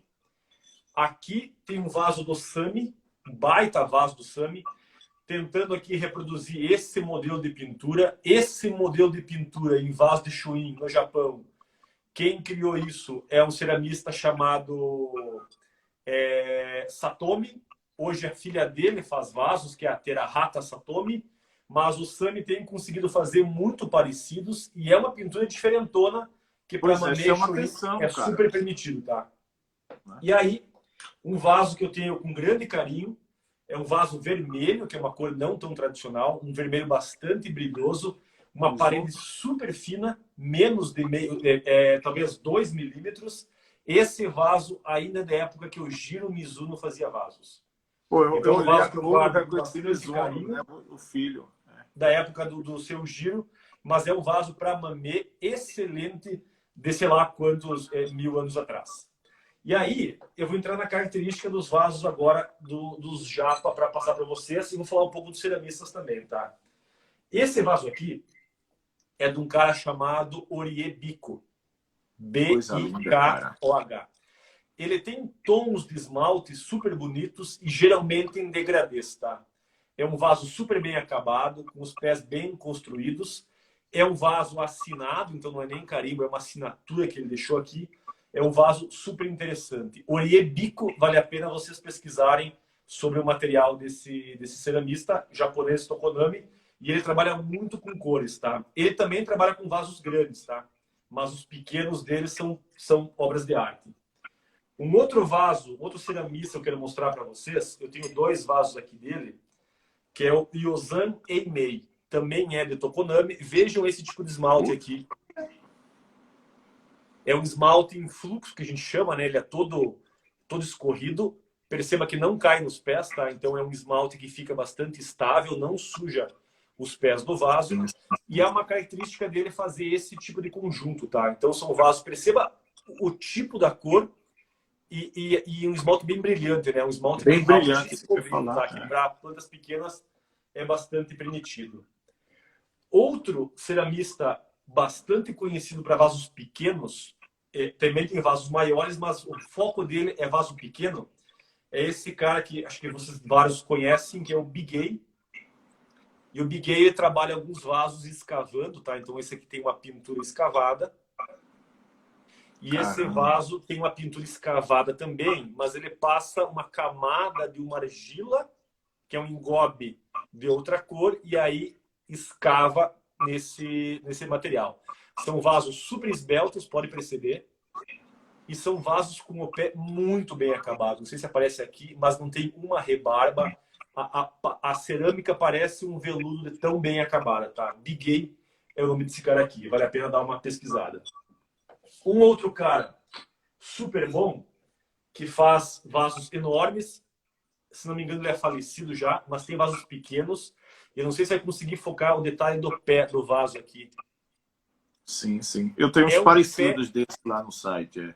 É um pé de nuvem escavado, mas numa perfeição e limpeza. Se chama Yamaaki, o nome desse ceramista. É um vaso excepcional. E um outro vaso colorido, e aí para mamê, super esbelto, parede super fininha, sem deformações.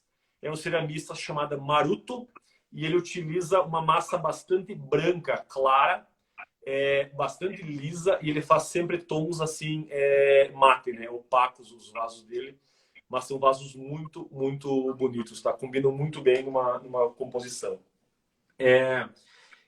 E aí tem alguns diferentes, esse se chama Eian Kozen, que é um ceramista de Tokonami também, faz vasos super super coloridos. Onde você consegue esses vasos, o Ibirá? Assim, ó, lá atrás, muitos anos atrás, quando o dólar permitia, eu comprava de fora, tá? Então, o vaso assim era barato. Chegava no Brasil, sei lá, por R$80, R$90. Hoje vai chegar no Brasil por R$500, R$600. Então, tá proibitivo. Mas há 10 anos atrás, se não me engano, o dólar era 1 para 2, alguma coisa assim. Esses vasos aqui eram vasos de R$80 que chegavam no Brasil, sabe? Então, eu tenho uma pequena coleção de vasos importados japoneses, da China também, de vários lugares, que são vasos que eu comprei naquela época. Aqui são alguns que não estão sendo utilizados, né? Mas a maioria está utilizado. Esse também é um vaso de um cara chamado Yamafusa. Yamafusa é um ceramista super bacana de pesquisar também. Ele faz vasos nesses formatos. E a parte bacana do Yamafusa é que ele tem um tipo de esmalte que parece que tem uma pátina por cima, que dá uma característica de vaso antigo, vaso velho, que é bastante apreciado também. Esse é um vaso Yamafusa. E aí tem esse daqui que eu já mostrei para vocês, é um Shibakatsu. Shibakatsu, a graça desse esmalte vermelho se chama sangue de boi, e é um esmalte que só se consegue em fornos a lenha. Esse esmalte aqui é um esmalte à base de cobre, no forno a lenha fica vermelho, num forno a gás fica, ou num forno elétrico ficaria verde, tá? Então esse sangue de boi é uma característica dos Shibakatsu, são manchas, tá? Tu pode ver, ó, tem manchas brancas e vermelhas. Ele faz um vaso bastante comum encontrar esse vaso em exposições fora, tá? E mais um exemplo, eu quero dar um detalhe do pezinho. É esse daqui, não sei se vai conseguir, deixa eu tentar chegar pertinho para ver o detalhe do pé dele. Estão vendo o pé desse vaso? Sim. Esse é um Biguet, que é o mesmo cara que faz esse vaso aqui. O Biguet é muito difícil encontrar vaso glasurado nele como este. E esse é um vaso bastante antigo, porque não tem nenhum símbolo dele, nem o carimbo. É um vaso ainda assinado à mão. Depois, com o passar do tempo, o Biguet parou de assinar os vasos, só usou o carimbo. Na verdade, o pessoal da empresa dele, funcionários, família, passou a utilizar apenas o carimbo dele. E esse é um vaso que eu guardo com bastante carinho, porque ainda tem a assinatura dele. E aí eu vou mostrar algumas tentativas. Por favor, segurem aí os risos e comentários. Algumas tentativas minhas, tá? Esse é um vaso, está aparecendo, vermelho. que fui eu mesmo que fiz. E esse é um vaso todo com os pontinhos, tá vendo aqui? Sim, sim, sim, sim. Um vaso Bastante mate isso. roxo que eu também fiz. Então, volta e meia é um formato diferente. Difícil encontrar formato assim em vasos que são feitos ou em torno, geralmente. É um brinquedo que tenho feito também nas horas de folga. Tenho tentado fazer alguns pequenos vasos e para o meu costume tá excelente. Para o futuro, a minha intenção é ter alguns vasos assim para coleção, tá? Esse é um vaso japonês, pintado à mão. Infelizmente, hoje é impossível de comprar aqui, mas a ideia para o futuro é ter, sei lá, uns 10, 15 vasos desse tipo. Não está aparecendo Cara, muito bem, mas é um vaso todo procura, pintado à mão, isso daqui, tá? procura no Instagram uma pessoa chamada Nemopan Sanfan.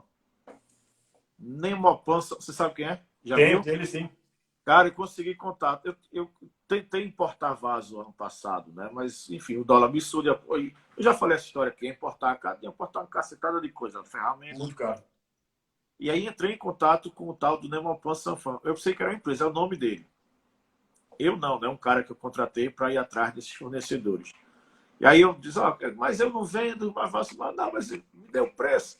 Aí eu escolhi lá, pô, um negócio de uns 10 vasos, 15 vasos. Eu quero esse aqui. Ele fez, não, tá bom, esses eu vendo. Tá, quanto é? $10.000. Eu digo, não, pode ficar, admiro. Pô, fico louco com os vasos que aparecem no perfil do Instagram, cara. Louco, louco, louco, louco. Mas, Thiago, sabe o que é Impressionante. legal? Eu acho que assim, no passado, lá atrás, era até difícil conseguir vaso, né? Eu acho que a gente tem que valorizar muito o artista nacional agora. Sabe? Os vasos do Nodera que eu mostrei aqui, do Sami, do Izumi, são vasos de altíssima qualidade. E tem todo momento surgindo os novos ceramistas, né? Tem a gente falou do MF Cerâmicas, tem o Cláudio, Cláudio tem o Neves está aqui. Fuji, Isso que eu ia tem falar. Eu ia falar do a Fuji, Fernando, do Fabiano Costa. Fabiano. Cara, eu tenho alguns, ele foi meu professor, é meu professor, né? Eu não estou mais como aluno na prática. Mas, cara, o refinamento do detalhe, da leveza e do esmalte de Fabiano está num nível assim, uma coisa absurda, absurda, absurda. Eu tenho alguns vasos dele, tem inclusive um vaso meio amarelado, assim, esmalte reativo, é uma coisa que tem me impressionado. E acabou de surgir um pessoal aqui em Curitiba chamado Quintal Atelier. Vale a pena procurar aí. Não é Ateliê do Quintal, cuidado, é Quintal Atelier.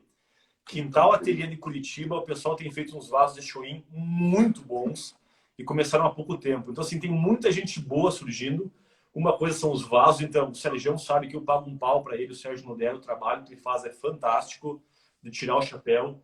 Hoje nós temos mesas de muita qualidade, eu estou com 5, 6, 7, 8 mesas do PP, várias mesinhas, então sou aficionado por comprar mesas do PP, o PP sabe que eu sou fãzaço dele. Tem mais gente fazendo mesa no Brasil aí surgindo, o PP acho que é a grande referência. O Peter Calandrini, que conversou contigo esses dias aí, está desenhando uns kakijiku também, Muito.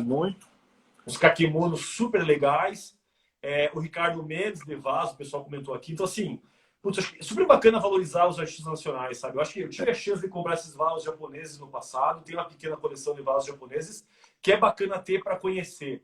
Mas lá atrás, acho que quase nós nem tínhamos no Brasil fornecedores. Hoje tem muita gente boa no Brasil, temos que valorizar demais esse povo, Tá? porque assim, o cara que se dedica a fazer um trabalho sério, a entregar qualidade pra gente, cara, é espetacular, sabe? É só louvar esses caras, tá? Eu Muito bom vendo, eu mesmo. vendo lá no site um ceramista, um amigo pessoal e particular aqui do Recife, que ainda não estourou, mas tem umas coisas assim muito bacanas que eu gosto como pessoa e como artista, que é Fernando Sá. É um cara que tem uns vasos, ele tem uns vasos Fernando sextavados, tem uns Sá. pequenininhos, cara. Tem Tem o faz vaso Pingo, grande também. o Pingo também, que acabou de fazer uma live, acho que o Pingo Pequim. eu tenho também. Pequim tem feito uns trabalhos super legais. Então, assim, eu fico super feliz. Espero que voltem os eventos, espero que voltem as exposições, porque tem muita coisa boa surgindo aí, sabe? E eu acho que tem que valorizar também quem se dedica a trazer conhecimento. O teu canal, o canal do Pequim, a escola do Bocabelo, o trabalho do Vai, né? Almoço, Assim, e tem vários O outros, canal não de quero ser Vai, né? O injusto com canal ninguém. de Ângelo Coffey também tá Tem muita fazendo. gente boa trabalhando sério com isso, sabe? É super legal. Desculpa, pessoal, eu sei que eu esqueci de várias pessoas. Não é para, não quero de forma alguma ser seletivo aqui. Eu acho que tem muita gente boa aqui. Poderia ficar horas aqui falando, mas o que eu quero reforçar é que tem muita coisa boa nacional surgindo. Vamos valorizar o nacional, porque com Boa. certeza todo mundo vai se esforçar em entregar coisas melhores cada vez mais. Né? Claro, claro. E Birá, uma coisa ainda sobre vaso, né? A gente tem, você trabalha principalmente, como você falou, a proporção 1:2, 1:1, às vezes, ou seja, pessoal, é isso quando, para quem não entende o que ele está querendo dizer. A largura da base do tronco é 20 centímetros, ele faz a planta com 20 ou até 40. Estou dando um exemplo, né? No caso do mamê é menor isso, mas não é isso? De 1:2 você fala, né? Aí existem algumas regras, ou orientações, ou dicas, ou sugestões para um vaso. 2/3 da planta, com a altura da largura do nebari. Se você for seguir esse tipo de regra para mamê, principalmente, não funciona, né, cara? Até porque essas plantas vão morrer rapidamente. Como é que você harmoniza, então, um vaso para um mamê e para um chorrinho e Acho consegue que, manter a planta por até um ano?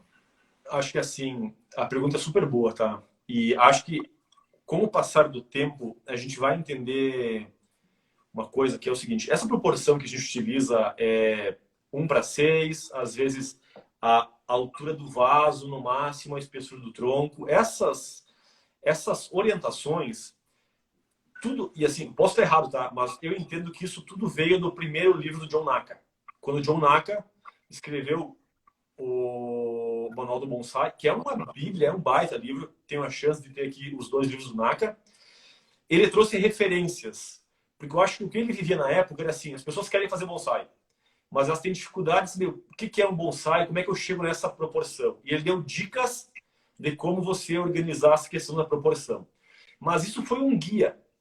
E tudo aquilo que a gente segue a regra, parece que perde a graça. Então foi um guia, eu acho que temos que ter bom senso. Aí, eu não tenho nenhum exemplo aqui, mas vou tentar exemplificar com uma planta aqui, mas não é o melhor dos exemplos, tá? Se a gente fosse a ferro e fogo usar a dica da largura do tronco para a altura do vaso, muitas coisas no momento dariam certo. Porque uma meia comum você encontrar a espessura de tronco de 1,5 cm. Uhum. Tu até pode colocar um vaso de 1,5 cm, mas aí tu vai ter que fazer aquele montinho, sabe? A planta vai ficar plantada em cima de um morrinho de musgo, que não é feio e não é ruim. Então você até pode ajustar 1,5 para 1,5 com aquela sacada, que é um ponto que aconteceu aqui, tá? Aqui tem um murundunzinho aqui, né? Para acomodar essa planta. Essa é uma forma de fazer. Agora, tem que prezar muito pelo bem-estar da planta, tá? Vou dar aqui um exemplo, tá? Essa planta aqui tem um tronco super fininho. O vasinho seria dessa espessura. Não dá para ser. Então, assim, mas tá ruim num vaso um pouquinho maior? Não tá ruim. E eu tenho Não, de jeito nenhum. certeza que essa quantidade de terra aqui, de substrato não terra, tá garantindo a planta saudável. Então, assim, antes de tudo, tenha o bom senso. Tendo bom senso, aí você pode brincar com as proporções. Mas essa sacada de você ter um vaso rasinho e fazer aquele montinho que é o próprio Nebar ali, né? Com o musguinho e a planta ficar um pouco acima, vai super bem, tá? Vai super bem mesmo, sabe? E ajuda até na conicidade, de repente, uma planta que não tem uma conicidade tão boa já dá essa ilusão de órbita bacana, né? E é uma massa de substrato bem maior, né? Ou seja, você consegue garantir também a saudabilidade da planta, né? O Ibirá, tem algo mais que passou batido que você julga que seja bem interessante ou necessário falar que a gente não falou? Alguma técnica específica? Uma última coisa que é a seguinte: acho que quando a gente decide começar a fazer bonsai, eu acho que ter um bonsai em casa é uma coisa, você começar a querer ter bonsais em casa e praticar é uma outra coisa, né? Quer trabalhar com planta pequena, tem que ter dedicação. Então a rega, a adubação, o controle de pragas, um arame que marcou, ou seja, e aí a parte boa, como eu te falei, faz apenas 3 anos que eu tenho as minhas plantas comigo. Era extremamente frustrante quando eu ficava, sei lá, 2 semanas sem visitar as plantas e tinha um galho estrangulado, o galho cresceu demais, deixou secar, porque assim, não é difícil esse tipo de coisa. E aí, tem que ter dedicação. Então, o contato com a planta, você estar com a planta, você ir regar uma por uma, pegar, olhar, é uma coisa super importante. E a segunda coisa super importante é vamos contemplar o nosso trabalho. Então, assim, com frequência, eu pego aqui na minha casa, eu tenho um pequeno canto aqui perto da TV, onde eu boto um display aqui, as mesinhas, exponho umas plantas, para que eu consiga curtir isso daí. Porque, na verdade, o bonsai pronto é uma utopia, nunca vai estar pronto aquilo. Claro. Ou a gente aproveita o caminho, que é o bonsai do, a gente curte esse caminho, ou a gente nunca vai estar satisfeito com o nosso trabalho. Então, a partir do momento que você contempla a tua planta, vai regar, dá uma olhada, tira o bichinho, não deixa, faz a pinçagem com a mão mesmo e guarda momentos para você contemplar ela, deixar a família ver, expor numa estante bacana no final de semana. Esse é o caminho do bonsai, essa que é a graça do bonsai, sabe? E eu acho que muitas vezes a gente fica, talvez, numa neura de ter alguma coisa muito perfeita e não contempla isso, ou outra coisa, a gente vai por impulso. Trabalhei, abandono, depois trabalhei, abandono, e uma planta pequena não aguenta desaforo assim. Uma que você deixou meses sem dar manutenção, tu perdeu a forma. Então, assim, como é que a gente consegue, na manutenção nossa, contemplar o trabalho nosso? Essa que é a graça. E aí, às vezes, e quase com certeza, vale a pena ter menos plantas, menos em quantidade, né? Com mais qualidade e que você consiga dar atenção e contemplar elas do que ter, sei lá, um viveiro cheio de plantas que você nem consegue ter velocidade de tratar todas elas e nem saber o que você tem, né? Então, eu acho que a última dica que fica, vale para tudo isso, mas com certeza para as pequenininhas vale muito mais, né? Porque é muito fácil perder uma planta pequena, perder a forma, marcar o galho, enfim. Perfeito. Deixa eu dar só um recado aqui, Ibirá. Pessoal, que acha que a gente está com 44 pessoas. Já passou aqui por essas lives da Bonsai Mais, para vocês saberem. Fabiano Costa, Tramujas, Pequim, Pepe, Peter, Alisson, Alexandre Coelho, Onodera, Fernando Faria, Renato Bocabello, Felipe Dalorto, hoje o Ibirá. Próxima live é Ricardo Paiva, depois Bergson, Mozart, Cláudio Rato, Ladoso, Roque Júnior, McDonald Fernandes, Wagner, Diogo Snagger, João Porto, que é o presidente da BAC, e eu ainda estou chamando mais gente. Se inscrevam no canal aí da Bonsai Mais, também lá no YouTube, deem essa força, porque vai ter conteúdo bastante para muita gente. Tá bom? O Ibirá, meu irmão, muitíssimo obrigado. Valeu, foi uma super aula mais uma vez. Eu fico super feliz assim quando todas as lives que a gente tem terminado, tem feito assim, a gente tem conseguido tornar uma live temática, né? Sempre trazendo um tema para debater e que esse tema se transforme numa mini aula, num aulão, tudo. E eu acho que hoje a gente conseguiu mais uma vez atingir esse super resultado, cara. Muito obrigado, foi muito bom. Maravilha. Primeiro, eu agradeço o convite. Fico super feliz de poder vir aqui falar de uma coisa que eu gosto demais, compartilhar um pouco do pouco que eu conheço. Posso ter falado várias coisas, eu falei, são as minhas impressões, então me desculpa se alguém não concordar, não tem problema nenhum. E citei várias pessoas, desculpe se faltou várias pessoas também que deveriam ter sido citadas. Claro. E agradeço o convite e parabenizo mais uma vez pela iniciativa, tá? Eu acho que são movimentos como esse que façam com que a gente cada vez mais cresça com o bonsai no Brasil, sabe? É muito menos uma questão de talvez uma competição, e sim alguma coisa que a gente gosta, como é que a gente pode compartilhar e fazer engrandecer cada vez mais a arte. Beleza? Obrigado pela oportunidade mais uma vez, foi ótimo. Para mim é bom que eu estou tendo aulas particulares, eu sou muito novo no bonsai, então cada um que eu chamo a galera vai aceitando, então estou aprendendo muito. Então quem quiser rever, reestudar, tá lá no YouTube tudo, tá bom? Valeu, pessoal. Obrigado, pessoal. Quinta-feira, 19 horas, a gente tá com o Ricardo Paiva. Um abração, boa noite para todo mundo. Valeu. Tchau, tchau. Obrigado. Tchau.